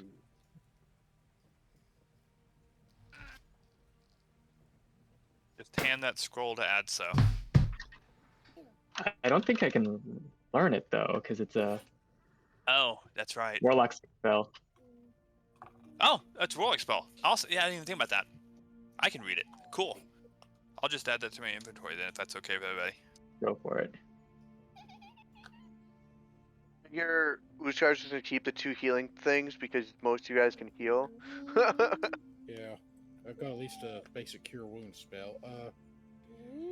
I am also going to dig out my battlesmith and burn a spell slot to bring it back up to full health. Okay. basically tinkering on it and reactivating it. Hey, kiddo. Hush up. All right, everybody. So, as you all finish going through these troll hordes, we're going to go ahead and take our break, and when we come back, we can continue on our way. All right, everybody. Okay, so, welcome back. You all just finished excavating the trolls' horde from their little hovels on either side of that wooden bridge. And using prodigious use of prestidigitation to get the smell out of everything. Nice. Right. Is it? You know, the Febreze, the magical Febreze. Yup.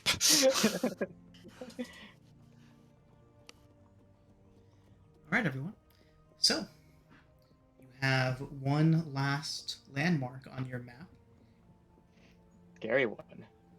What How time far of away day? is it? It's probably And about what time of day 11, is it? 11:30 in the afternoon, in the morning right now.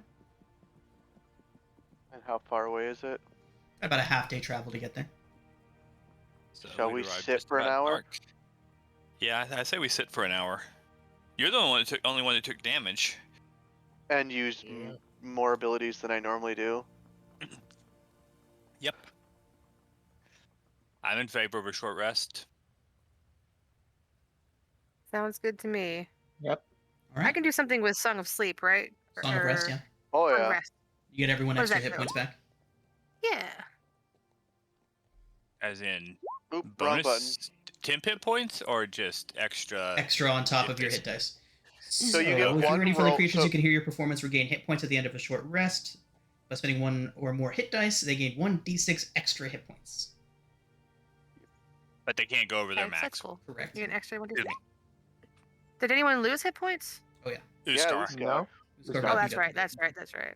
Uskar forgot to And- use DC Sorry about the 15. magical assistance. and Uskar and the Still Defender. the Still Defender, who took one for the team. She totally believes that thing is alive and is just a really good listener. So you can take an hour and get it fixed, right? What I did is has to be at the end of a long rest for a new one, but what I can do is I can burn one spell slot and it recovers with all hit points after a minute. Okay. Awesome. So So what's the highest passive perception among all of you while you're taking this rest? 13. Ken, I think it's Rigel. I think it is too. Yeah, what is Rigel. Rigel's? I think it's like 14. Okay. Where is Rigel's character sheet? Boop, boop. 15. Got it. yeah, and my Still Defender has the second highest with a 14. Mine's just a 12. I got a rock. And- Yeah, and my Quasar has a 10 passive perception as well. Okay.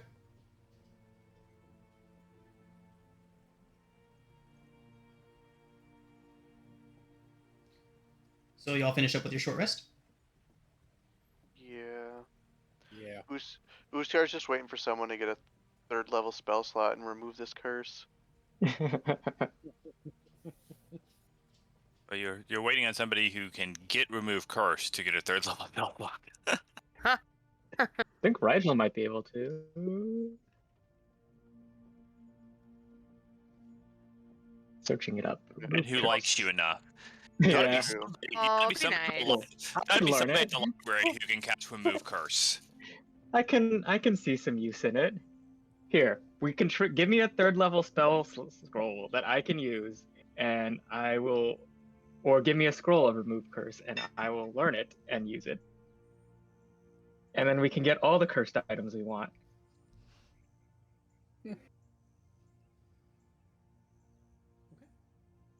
Is that So- a deal, Uskar?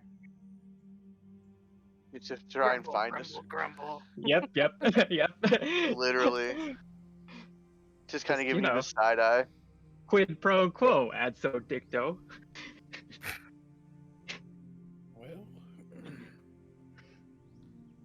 Alright, everybody.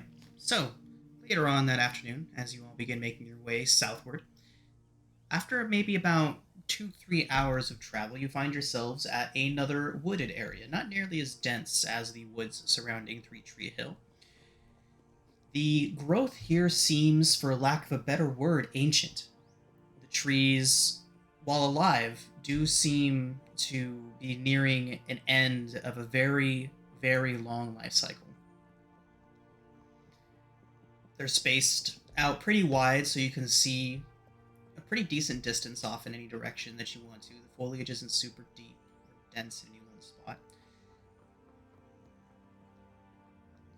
And as you're all making your way through this ancient woodland, everybody please make a perception check for me. Sure. I Not can't too help but shabby. feel Releve is walking with her doll out. Uskar was staring at his feet. Releve, you hear a twig, or not a twig snap, but you hear some rustling in the bushes, almost indistinct. It seems to blend into the background of all of this noise going around here. I'd like to turn and kind of like look at where I thought I heard something. And you see standing directly behind Uskar. Uskar hasn't noticed this. Neither has anyone else other than you, Releve, but standing directly behind Uskar is a 12-foot tall, almost looks like a fawn.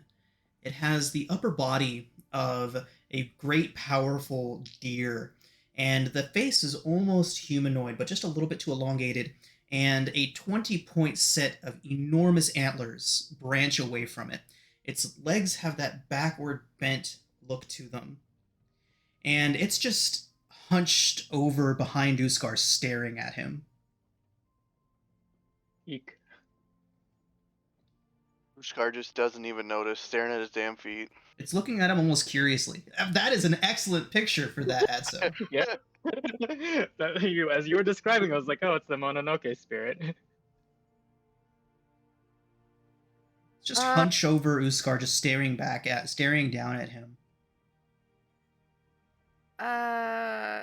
She's just gonna like kind of like flap her hand at Uskar to get him. Releve, you get its might wanna attention turn first, around. and its head snaps up towards you, and it reaches out a hand towards you. Could you please make a wisdom saving throw, Releve? Yeah, sure.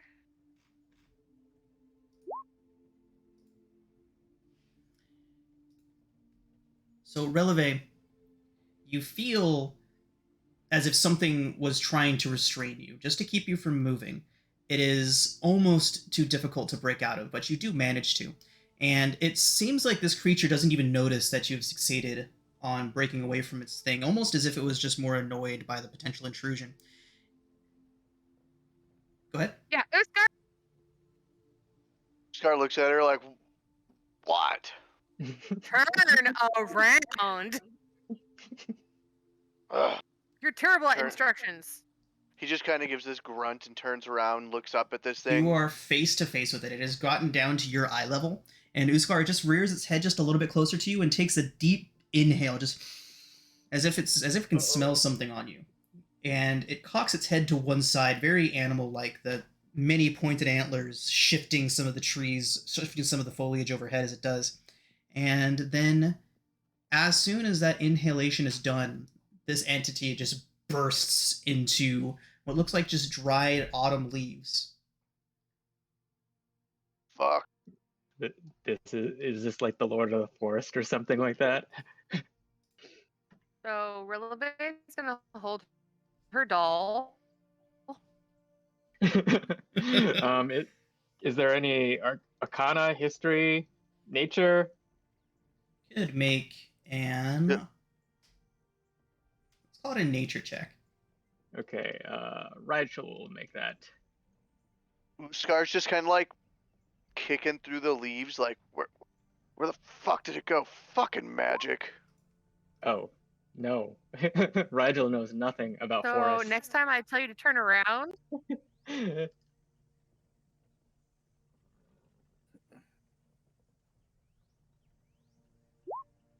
Where are we on the adventuring day? It's about 2 or 3 in the About afternoon now. noon. 2 or 3 in the afternoon? Mhm. Okay. I'm gonna use the coronal shift on. on Rigel. Okay. So we can remake that nature check. Actually, I think my nature check is higher than his. I think my nature check is higher than his. Okay, I'm rescinding the chronal shift and making it myself. Okay. So, Adso, judging by what you just saw, that was most definitely an elemental spirit of some kind. Judging by what you saw, its size, its presence, how it was able to simply appear behind all of you and then vanish as it willed, a ancient and powerful one.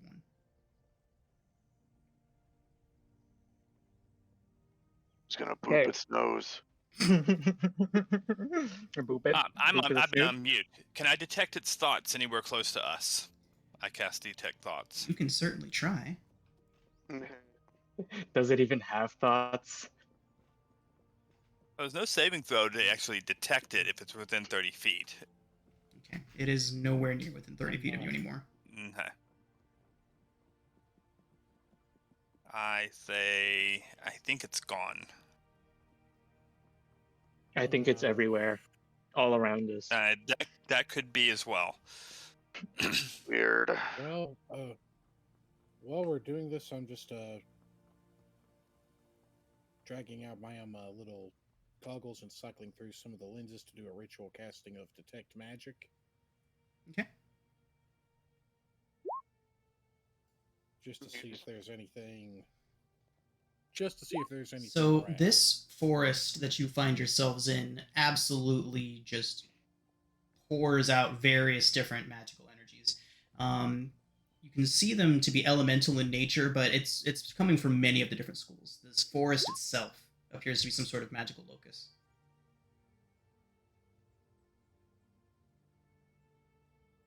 Nathaniel It's coming from the sighs and trees, goes, it's coming from the leaves, "This girl, everything. you're not gonna lie.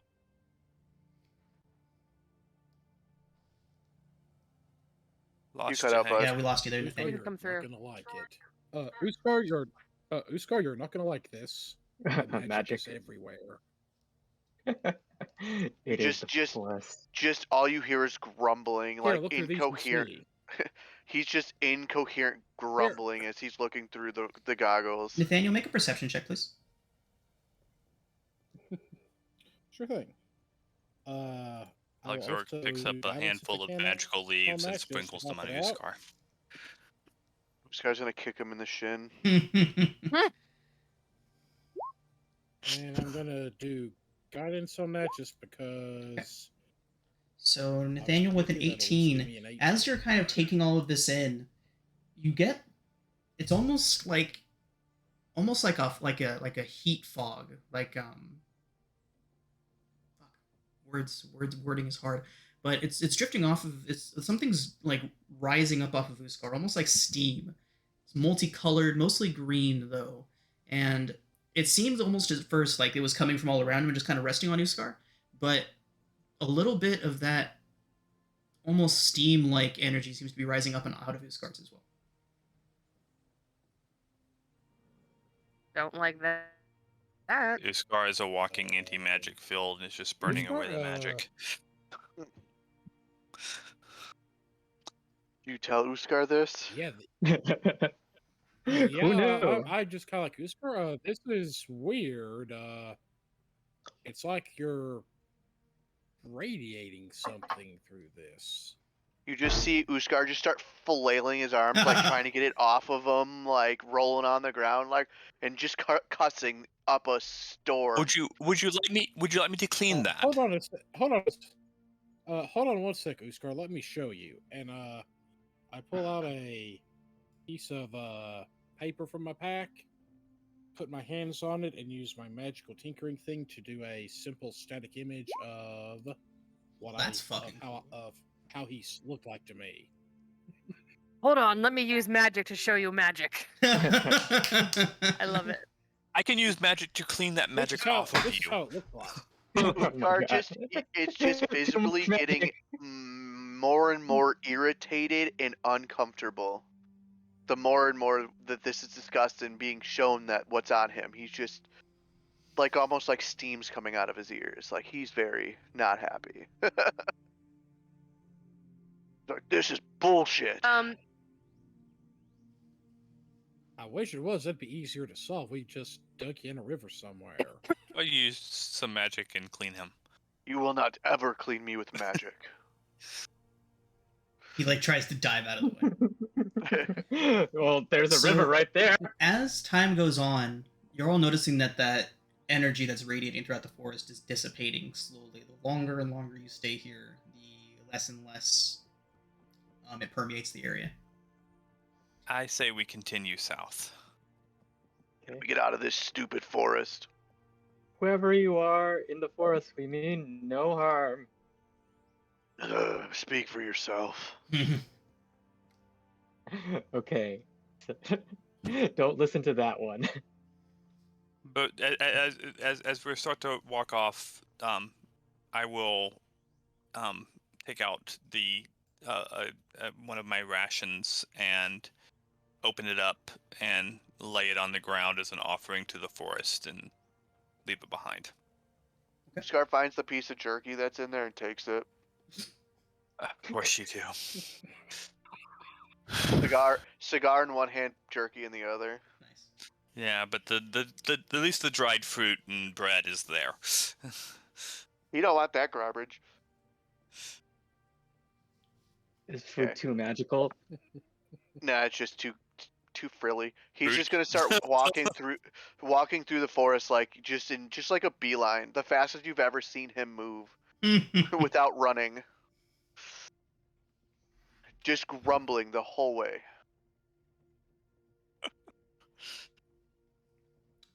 Okay. So the forest is easy to navigate. It's not very dense. It's not very thick. And eventually you do find your way out the other side. By the time you do, it's probably about 3 or 4 in the afternoon. The sun is getting low in the sky. Still got about 2-3 hours left until you can reasonably reach the Scorch. The artwork on the map for the Scorch is just lovely. Mm-hmm. Yeah, it's like Mount Doom. Smoke doesn't look like a dragon, not at all. Not at all. Oh. I didn't see that till now. Yeah, You same. didn't see that? I've been looking at this map for weeks. I didn't even notice that. Nice. That's like the first thing I saw. Time I've actually looked at it and it popped straight out. Right? Now As you soon as it can't- was mentioned, I was like, oh, yeah, how did I not see that? Yeah. Yep. There's those little wings, and That's a little foretelling. maybe it's All a right. smoke dragon. It's not Uh, a real dragon. Alright, let's get... Smoke Dragon may be worse. Every once in a Okay. while Uskar walks all grumpy enough, you see him just like wiping his arms, like trying to get something he can't get off of him. So I know that I can only look through my familiar's eyes and communicate telepathically with them if they're within 100 feet. But I can send them on a mission Oh, yeah. way ahead to report Yeah. back in. Definitely. It As- survives. As we're getting about, a mile or two away from where we think the Scorch is, I don't know, maybe we even see some landmarks that are like hinting at it. I will send my Quasit Bat off on a long recon mission Okay. to return and let me know what he sees. All right. So once you're about a mile or so out, the sun is setting, and your familiar goes out, and when it comes back, it tells you a few things. It tells you that the land out ahead of you for about a quarter mile out from one location is absolutely obliterated. There is some of the trees look like they simply melted. Others were very obviously set ablaze. It looks like gargantuan masses fell from the sky and crashed in. There's craters around. There is cracks in the earth. And your bat tells you that it all seems to radiate away from one massive just rent in the earth. Just one massive crater. At the base of this crater is a great big hole that seems to just disappear down into darkness, away and out of sight. Make a perception check for your Quasit now.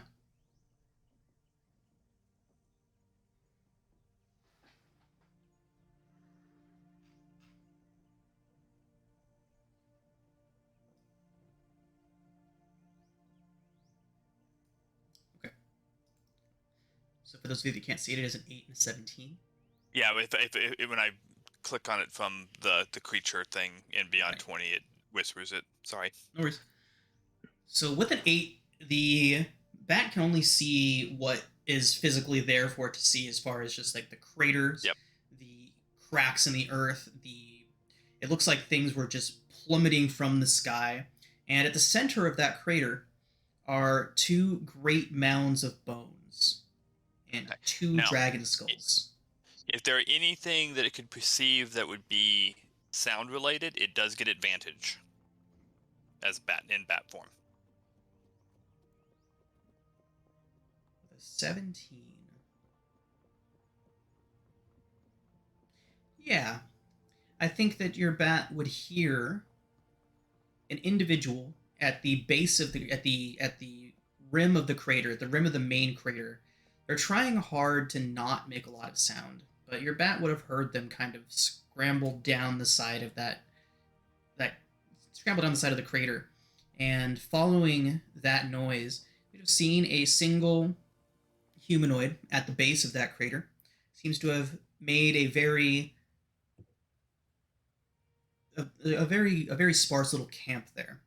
They've done their best to obscure it from the air, but once your bat was able to hone in on it, it can be found. Okay. So, and it would report all that back.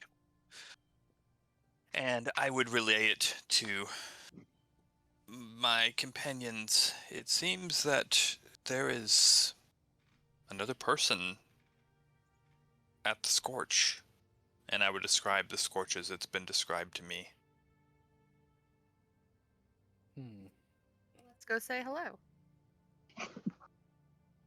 Yeah, they made a camp. Ushgar just grumbles and keeps going. Is it a magic We should be able to camp? be there in a short walk. Yeah. It'll be dark by the time you get there, but you'll be able to get there. Argoth can lead the way.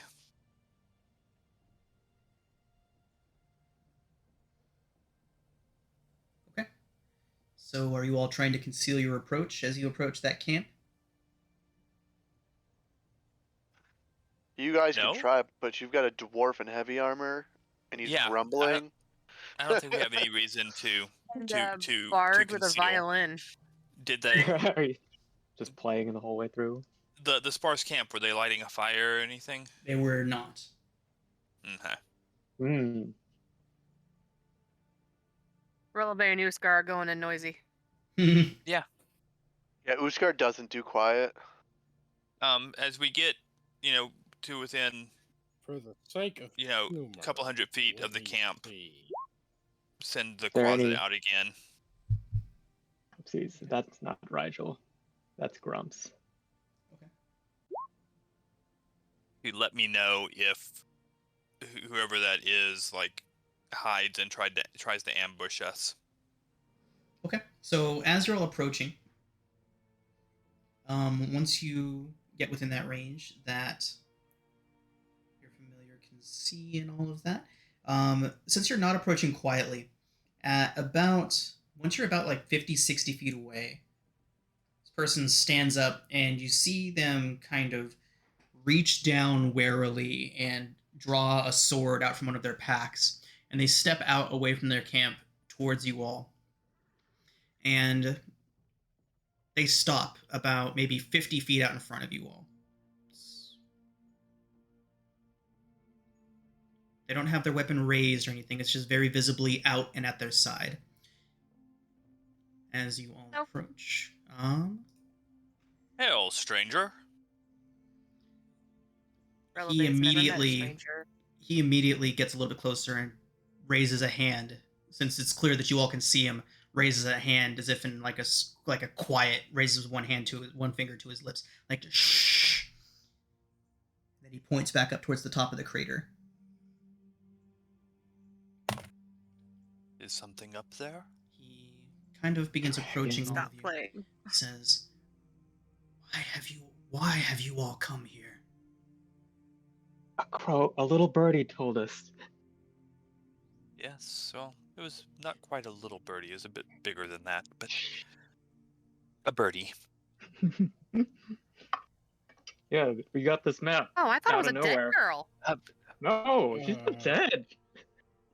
We know She was of. We talking. were sent here. We were sent here to try to find a girl who seemed to have spoken through a raven that landed at our residence at Candlekeep. He As she seemed to be in says, some form of you, distress, you we all thought are it wise to. you all are from Candlekeep, the great library to the south. Yes. Yes. Yes. He still hasn't raised up his sword or anything, but he kind of tilts his head back and says, do you have any proof of your claims? Uskar's gonna Uskar, pull out. show them. Uskar's Remember, gonna pull out. now, I'm in Like life. Alizorak's form right now, so I'm looking all the Archmage. Uskar's gonna pull out his paperwork, So his he documentation. looks at it, sheathes his sword, and says, my name is Kendrick Oso. I hail from Neverwinter. From what I've heard of the Fortress Library, if they call you representatives of theirs, then I believe I don't have any need for my weapon now. I know not Uskar of... sees him sheath his weapon, so Uskar sheathes his own. Okay.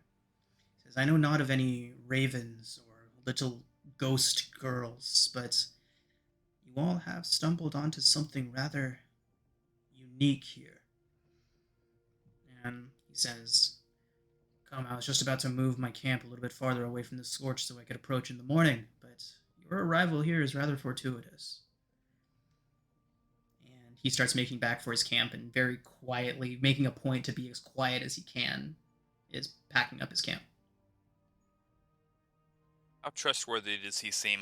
Make an insight check. And a perception check. Why are we being quiet? Insight's a 12. Okay. He doesn't seem to be trying to deceive you in any way. Uskar's I don't gonna think do. you perceive anything. He's got some Or he's got perceive some something that's not he's got there. some tattoos on his neck. A few on his hands. They don't really mean anything to you. Are they magical? Make an Arcana check. Okay. As my stuff. Detect thoughts. I'm just trying to get his surface thoughts. Nothing that he would be able to. That he would need to make a saving Good job, throw Matt, though. against. Yeah, I do well in the Arcana check. Alistair, when you do your detect thoughts, his surface thoughts are a song that he seems to be running through several verses of in his mind. Quite the He's trying earworm. to keep you out. The next best thing to tack in your shoe is earworm. Okay. Hey, I just met you, and this is crazy. Oh God, no! So the tattoos do not seem to be magical at all. Would anybody here have any experience with Neverwinter? Has anyone ever been to Neverwinter? Anyone from Neverwinter? Anything like that? Neverwinter's north of Waterdeep, right? Very far north. Right. Alistair would know of Neverwinter in general, but never been there. Okay. He's only been south of Waterdeep. Okay. Uskar's probably traveled through it to get to where he's at, but. And you're an he's not- investigator, right, Uskar? Yeah. So go ahead and make a history check. I can do that. I'm good at those. I can't control my mouse all of a sudden. Sorry. I'll use my whatchamacallit. Your inspiration? Okay. So, Uskar, as you're looking over this individual, you see some of his tattoos affiliate him with various street gangs of Neverwinter. And the one on his neck is one given very specifically by the Neverwinter authorities to those who are thieves. Oh. He's a thief. You say that out loud, Uskar? Aren't we all? Go He, on. he's gonna say it very as discreetly as possible. Like he's gonna look at like one of them can do something with thoughts. Is the one he's gonna kind of like Alizorax. Yeah. kind of motion to him about it. And in Uskar's mind, he hears, "Aren't we all?" Ushkar just Are gives him a we? dirty look. I've never met a thief before. Cool. What? I mean, Alizorex whispered that out loud as well, but Uskar heard it much louder in his mind. Ushkar just gives him a dirty look. Releve would like to know if they can keep him. I don't think we can. Oh. We should. All right. So once he breaks down his camp and you all make your way maybe about an eighth of a mile away from the Scorch, he stops and says this is likely to be a good spot, and then begins setting his camp back up. And he says, "I apologize for having to keep quiet before, but there is still a beast up there." Beast. Beast? Beast? How familiar are As you in with the legend dragon? of what caused this place? He kind of gestures around him to the massive destruction all around him. All we know is that it is marked on our map as the Scorch of the Red Worm. And also that the area around here seems to have suffered from an incursion from the Shadowfell. He nods and he says, I And- have been seeing more fell creatures in this region lately. And we seem to be in a bit of a desolation. Nods. And he says, many years ago, a long time ago, maybe he thinks for a moment, about 100, 120 years ago, a black dragon once called this place home. This was once a bog, a fen.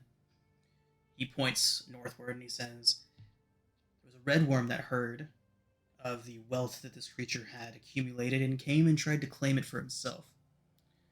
He gestures around again. He says, this is the aftermath of that battle.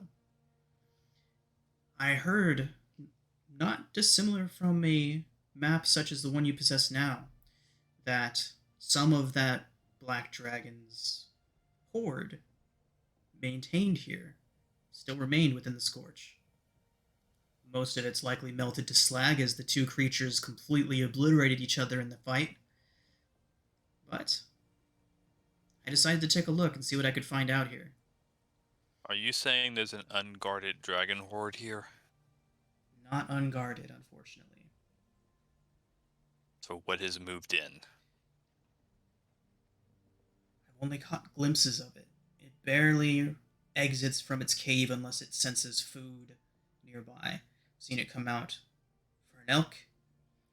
I saw it once more emerge from the hole to claim a very unlucky traveler. It is a black What dragon. does it look like? So it's not an unclaimed black dragon horde. I believe it to be one of the progeny of this place's Oh. former resident.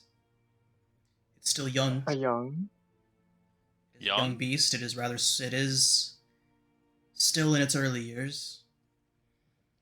Far beyond my Still a ability dragon. to take on my own, but he looks around towards all of you. Are you all up for a challenge? To steal the inheritance from a black dragon? He nods. So, you're saying there was like an ancient black dragon here who had its horde here, but it's dead, and one of its progeny is guarding what's left. That is correct. So we're talking still something that's 20, 30 feet long and can... what a I black watched dragon it can melt do the with bones its- off of that elk. I was going to say, what a black dragon can do with its breath weapon is kind of common knowledge, yes. I would say so, especially for those of you from Candlekeep. A learned Yeah. bunch you are. That's scary.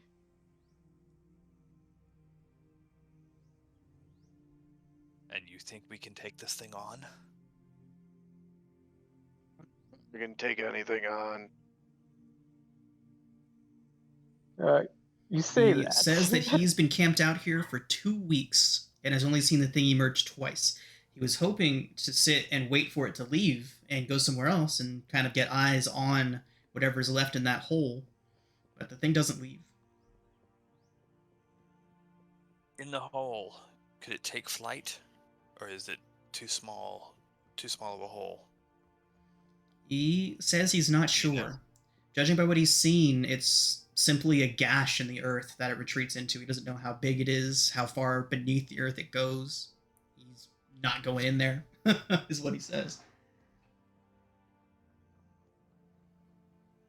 What do y'all think the chances are that a dragon would fail a DC 12 Constitution saving throw?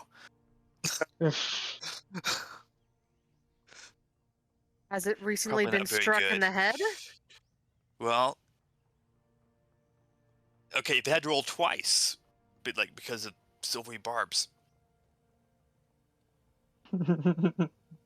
True, but it probably does. It have magic resistance? This isn't magic, Oh, and I pull out a myconid spore pod. oh, fancy. And I say, this is hallucinogenic spores from a myconid. And any creature that succumbs to it will hallucinate to the point of incapacitation for 1 minute. Now, they can break free, possibly, but a hallucinating dragon that may fire off its breath weapon at an enemy that's not even there could be a good thing.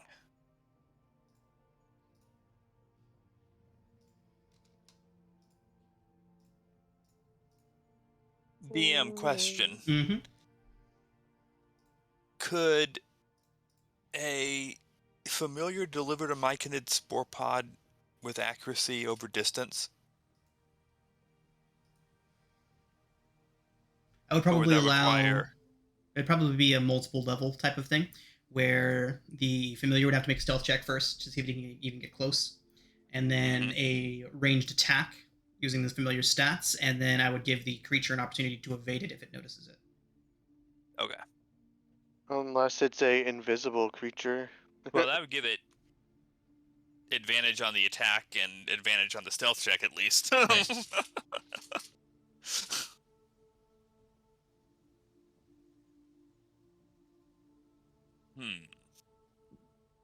So, just so Releve gets this totally understood, we are breaking into a sentient creature's home, stealing its inheritance, and we're the good guys. Is that The an accurate dragon assessment? probably stole it to begin with. Dragon? At this point, Kendrick would raise his hand. He says, "Oh, and we're going to kill the beast too, if you all intend to help." Yeah. I'm not sure if you've ever met a black dragon, but they are not.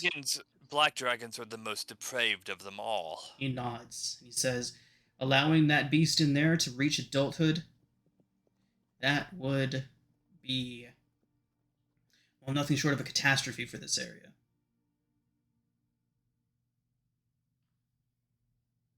Once it reaches adulthood, it may actually move. This is not exactly black dragon territory anymore. Frankly, gentlemen, if we are going to actually attempt to do this thing, I would prefer to have more of I'd prefer to have better preparations. Take a little resty rest. How much He did just preparation do you move his need? camp down the hill. Yeah, we can get a long rest here. We can... Part of this, I want to ensure that on my Still Defender, the repairs have been properly made on it, and also, if we are going to face such a beast, I want to make sure I have my various little low-end spells, gadgets, and gizmos in proper working order first. Okay, I would also like to make another suggestion, and that is that whether we're going to do this or not, either before we take our rest or immediately after, I would like to send my familiar in invisible and in bat form, thus with blind sight, to do a recon of the cave. Okay. Smart.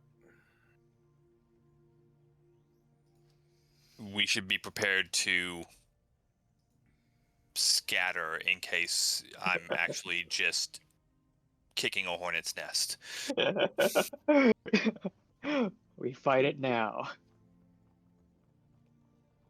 All in all, I think we'd be better off fighting a black dragon in a hole in the ground than if it comes out after us, because if it's flying out of our Right. reach, it could be bad.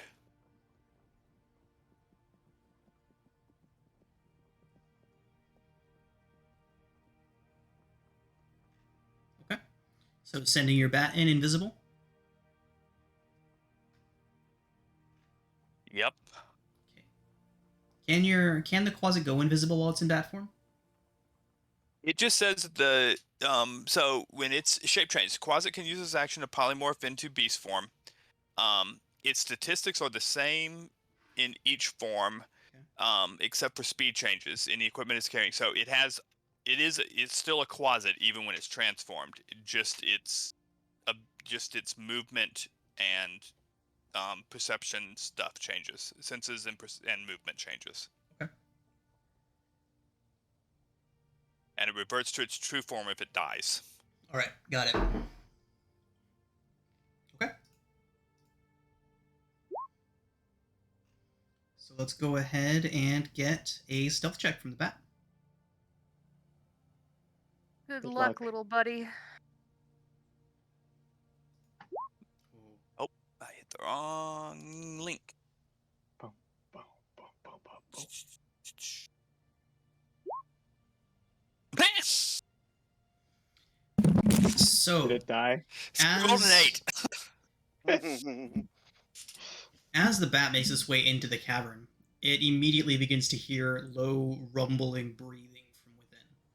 The cavern looks mostly collapsed by the looks of it. At the back of it, it's only about 20 feet down from the hole. It curves off and in. And the space that it sees, and once it gets down to that 20-foot curve, it sees a large beast inside, sprawled out across a mostly molten slag pile of what looks like various metals. You can see that there was a few. You can see a few coins in there. It looks like it was just melted to slag, and at the back of that cavern, it can see the curled up form of a black dragon. It is back there. It's only about 16, 17 feet from tail to snout, so not very big yet. Kendrick's assertion that it is a younger dragon is correct. And it opens its eye and looks at the bat. Kind of tilts its head ever so slightly. And then kind of puts its chin down on a rock in front of it, just watches the bat move around in there. Well, The bat passes. was on a recon mission outside of my 100-foot range, so the bat's doing its thing and then coming back. Okay. I mean, What would the bat do once it's in there?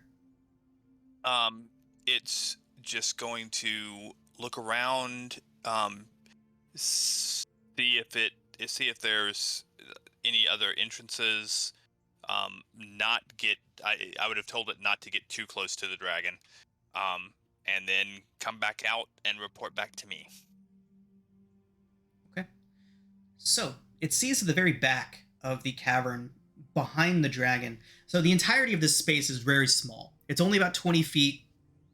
It's only about a 20 foot by 20 foot space in there. It's very clearly been collapsed. Most of what was once this large den is now just rubble. and it looks like the black dragon has been in there trying to dig out the slagged remains of the previous horde that was here. It's had some success. There's some things removed and piled up at the very back of this cavern. But again, it is a relatively small cavern. It's just kind of like a wide hole that goes down and then curves into like an L shape. Okay. And assuming he doesn't get swatted out of the air like a bug, he would fly back out and report back in, and I would say, give all that information to the rest of my party. I would say that it doesn't seem like it's a sound sleeping dragon. Probably due to its young years, I would say. Question still remains: do we attempt to attack it now, or do we press on along our way? It doesn't look like it's going anywhere, right? What was our There- new guy's our Kendrick new Oso. friend's name? Kendrick Oso. He is a half elf. Kendrick Oso, thank you. Half elf from Waterdeep. He I think has you a said very... Winter. Oh, sorry, yes, from Neverwinter. Half elf from Neverwinter. He obviously has the look of someone that spent a lot of time on the street and someone that possibly spent some Right. time under arrest. Possibly spent some time locked away.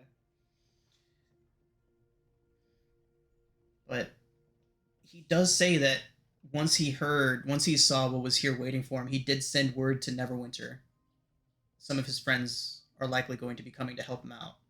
It's going to take them about a 10-day to get here, though. Oof. That's a long time. Freaking He that says, damn hence long. why I moved my camp away from the thing. Understandable. So guys, do you think we can take a dragon? He looks towards all of you and he says, the guys I have coming, I would rather not work with. It was more of a necessity than a want. I would much rather work with a group from Candlekeep, knowing that at least some of these artifacts, ones not included in my share, of course, make their way somewhere safe than into their hands. So, Well, we may need to equal attempt parts to- across?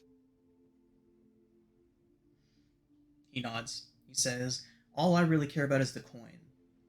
I have people back home that could use it.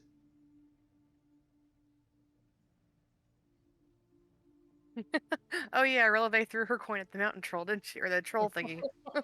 You would have been able to recover that. Well, Oh, I'll put it Yeah. back in my inventory. Yeah. well, again, like I said, I would prefer to have my gear have my gear as functional as possible before we try this. So a long rest. You guys can certainly take a long rest. Okay. Second long rest of the day. While you all take that long rest, can somebody please roll a D100 for me?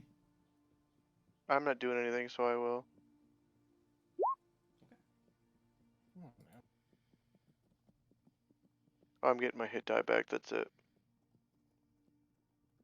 My main thing is it gives me a couple of spell slots back is my main thing, and when you only have 3, Oh yeah, I get it. No, I got all mine on the short rest, and we didn't do anything since the short rest. That's why I didn't have anything to do. Yeah, I'm good. Okay. And that has mine back, so We get session inspiration back, right? What we do is we stall fighting the dragon. Until the next. Whoa, whoa, whoa, whoa, whoa. Well, you say that out loud, and then all of a sudden, dragon comes to us. No, that was gonna happen on a 95 to 100. So you guys are safe. Makes Yeah. sense. The higher the roll, the worse during rest. Yep. okay. I need my long rest. Get over here. It's not giving it to me. Yeah, it wasn't with me either, so I just kind of went in and How you do it? So black dragons, that's acid, right? I Indeed. think the macro I think is broken, but Is the you can macro just- broken? Yeah. Yeah. Yeah. Mine wasn't. Someone just tell me what The to put in the macro is box. indeed broken. Oh, no, that should be it. Weird. I don't know. I had to manually. Someone just tell me what Widow. to put in the box. Backslash. What's in the box? I just went to the character sheet and just. Why is it- All right, why where is is it on the broken? character sheet then? It's /long-rest with your token Thank selection. you. Long hyphen. No. DM question. Mhm. From my familiar's recon, to exit the cave, would the dragon have to be on the ground until it exited? It would not. Once it gets out of the bottom part of the L shape, it could fly straight up. My macros are broken, everybody. I'm restarting the sandbox now, and then everything should be working again. So it's an L shape. So here, I'll go ahead and draw what your familiar saw real quick. I'm just trying to get an idea of Right. whether or not spike growth, but like if I could make it go through 20 to 40 feet of spike growth before it could get in the air. So your familiar saw inside of that crater there is a large hole.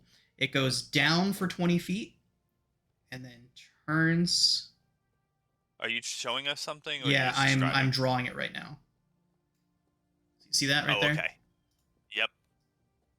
It's a sock. Yep, pretty much. So it drops down 20 feet, curves, and then the cavern at the bottom itself is about 20 feet.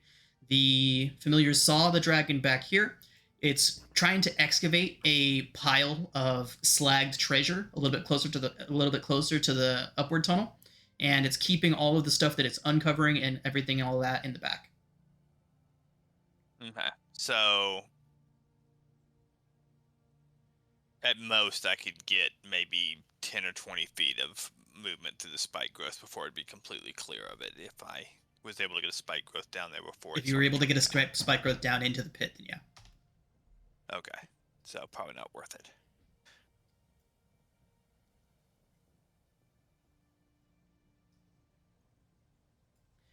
So while you're all discussing this, Kendrick would he would tell you his original plan. He said he's had a few days to think about it while he was there, and his plan when his friends got here was he says friends with a very big quotation. Yeah.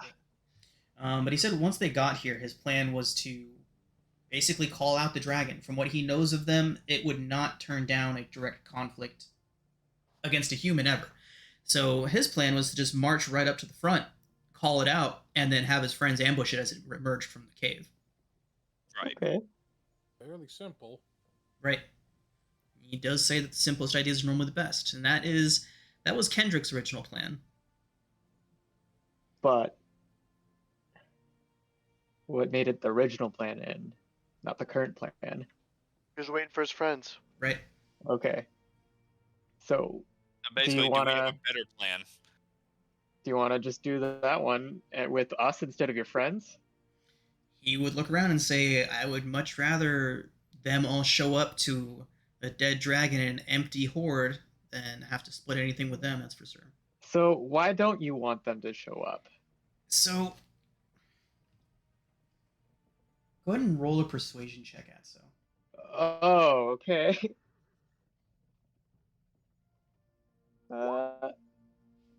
You certainly don't seem too friendly toward your friends. He says he would say that to know why he's not looking forward to seeing these people, you need to know a little bit more about him. He tells you all that he grew up on the streets of Neverwinter and fought his way up to a position of you see him kind of not necessarily like saying the word, but a position of power. And he goes on to say that the friends that he made along the way, the friends that he was forced to make along the way, are not necessarily people that he would normally have associated with under other circumstances. Okay. So there's no specific item in the horde that you're just here to look for. No, he says that he's trying to get as much money as he can back to get and he says back to his family. And when he says family, you get the idea that that is not like his mom, dad, sister, brother.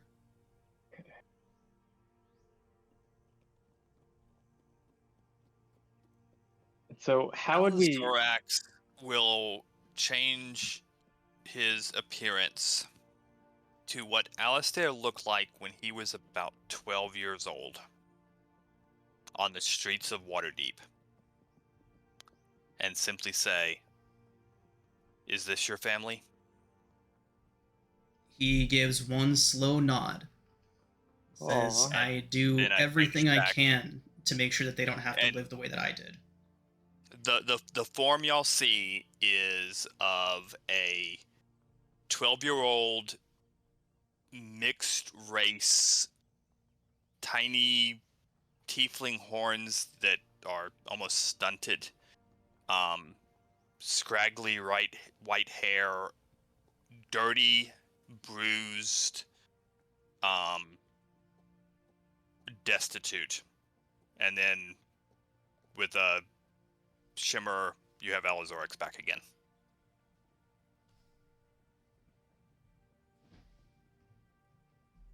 So he would begin speaking more directly to you, Alistair, and he would say that you have to you understand what he's trying to do here. He grew up in a way that he now finds himself in a position to make sure that no one else has to. At least no one that he no one that he see and no one that he is associated with, like his friends, his family, don't have to grow up that way. You're a better man than I, then. He kind of shakes his head and he says that he's had to do some things along the way that he's not proud of and that he knows they wouldn't be proud of. Oh, I'm sure I did those things too, but those are just for my benefit. Is this where everybody can hear it? Yeah. Yeah. I assume so. Nathaniel just kind of glances over, wondering a little about this crew that he signed up with. Oh. Well, Starts just who starts just taking notes. So. maybe you just have to take that up with Pickles. The number of murders that a street urchin who has been bullied and, just like completely, Stepped on, severely walked over. bullied their entire life, all of a sudden gets warlock powers. Yeah, they commit murders. Who starts just taking notes. And hey, how many we're people not have you pissing murdered off Al. Oh my just God. in the time we've been adventuring with you? You know? How many folks have I murdered? Yeah. Just in this adventuring time. I've attacked a octopus that was on the deck of a ship. I have fought some hideous creature from the Shadowfell that crawled out of a well. Okay. There were those thugs on the Undead. dock. I think Nathaniel might have been responsible for at least one death on those docks. Yes. Do note though that I haven't gone out of my way to attempt to Mortar. murder. There's a very large difference between murder and self-defense. Crushed a doll. Self-defense is more of they're coming looking to kill me and I don't want to die. The implication here is murder is in let's Well, So for when you somebody say in when that you say position, murder would be murder, a tool. when you say murder, as in Kendrick would cut you off and he would say murder is in sneaking into someone's bedroom while they were sleeping, cutting their throat. That kind of murder. yeah. And so he takes his dagger out and puts it on a stump next to him, and he says, "And what if that person was so powerful that no law could touch them, and they were actively contributing to the destruction of homes, the removal of people's livelihoods? Would you consider that a murder, or?" It's just justice. He points at you. sit here and Scar- what if anything to the end of time. The fact of the matter is that unless I'm sitting there looking at the situation myself, I wouldn't be able to accurately judge it. You realize we're having this conversation right now, hours before we go murder something else. Yeah.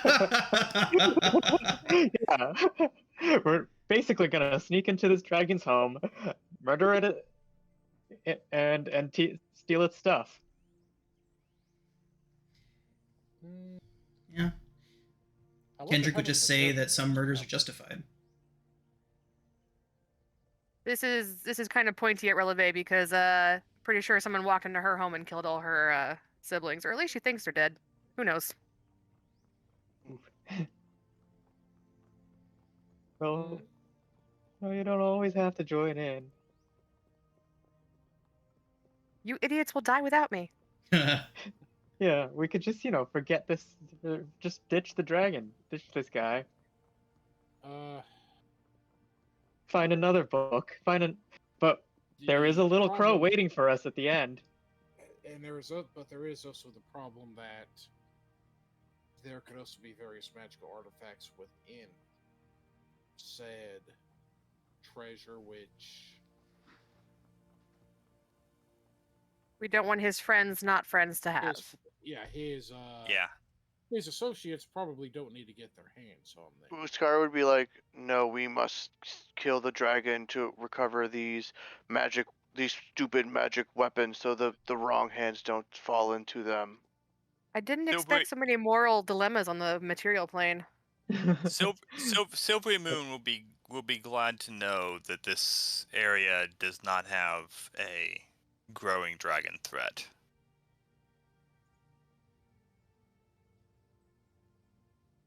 Well, let's see what we can find as far as a place to set up for an ambush if needed. The front of the cave, right? I could just lure it out by being noisy. That was my I plan. can do that. Play at that earworm. So, Alistair, you would have gotten the impression the more you hung around this guy that he is somebody that is accustomed to being around magic users, and that's why he has that song playing in his head. He's aware of the various tricks and. Yep. How is he armed? He's got a short sword, a dagger. He's got various vials and things like that in his packs. Nothing long range. He has a hand crossbow. Okay.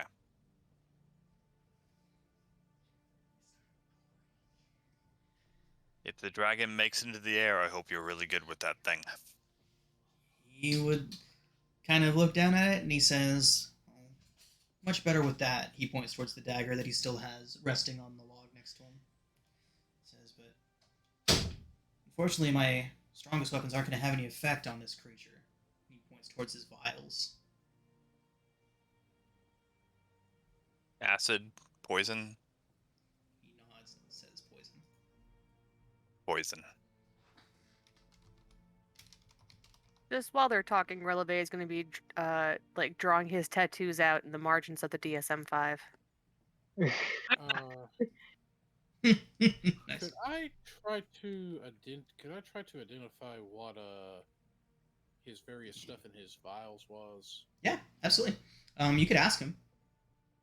You can make a perception check, or go ahead and make an a straight intelligence check to see if you can notice without having to ask more specifics. Okay, I do have proficiency with alchemist tools too. Okay, yeah, go ahead and roll a straight intelligence check with advantage. Would he discuss what those tattoos, like each one is, or would he just be kind of evasive about it? Roll a persuasion check. Oh, okay. Nathaniel, you could tell that he has some pretty powerful poisons on him. Mm-hmm. He carries one that'll put people to sleep and one that just deals massive amounts of poison damage. So, Well, No, Releve- that does make sense. I'm Against the guessing black dragons dragon? are immune to poison, or they just have such a high constitution it doesn't really matter. he seems to be under the The black impression that they are dragon. immune to poison, but that's just his assumption that he's making. I think they are. it spews out poison, it's going to be immune to it. It spews out acid. Right, Alistair, you can make a nature check if you like. Yeah. A nature check from Alistair? That's funny. Or do you want me to make it? So you all would see him point towards his poisons and say that he doesn't think they would work on this thing. So anyone that wants to try to contradict that can make a nature check. A nature will. check. I'll. And so you would know him to be mistaken. Oh. There we go. That the dragon is in fact likely to be immune to acidic damage types, but not necessarily his Okay. poison. Oh, all right. There we go. So you can use your poison thingamabob. So telling him that, he suddenly feels a lot better about his chances, and he will actively try to convince you all to help him out, and say that he would much rather not wait for his crew to show up for this. Okay. Well, I think that's already given that a good portion of us were going to help you out. Yeah. So, Releve, as you're questioning him about his tattoos and whatnot, he would begin pointing at some of them, and he would be listing off names. And as you look closer, each one of them is a stylized letter, almost like the first letter in like an illuminated manuscript. How they're all very stylized. With the drop cap. Right. And so he's pointing around towards all of them, and he's pointing out those, and he points at the one on his neck, and he says thief, and then he points at the one just below that, murderer.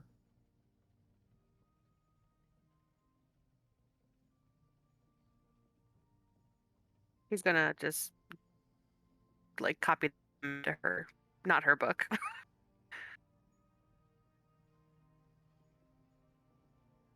Scar already knew that. Right? Yeah. She wants to know why he doesn't hide them. Says because he's not ashamed of them. He only stole from anyone who deserved it, and he only killed someone that really deserved it. Says if anyone feels it necessary to lock him up for doing what was right, then they can certainly try. Yeah, my sheltered little Genasi's is gonna scoot over.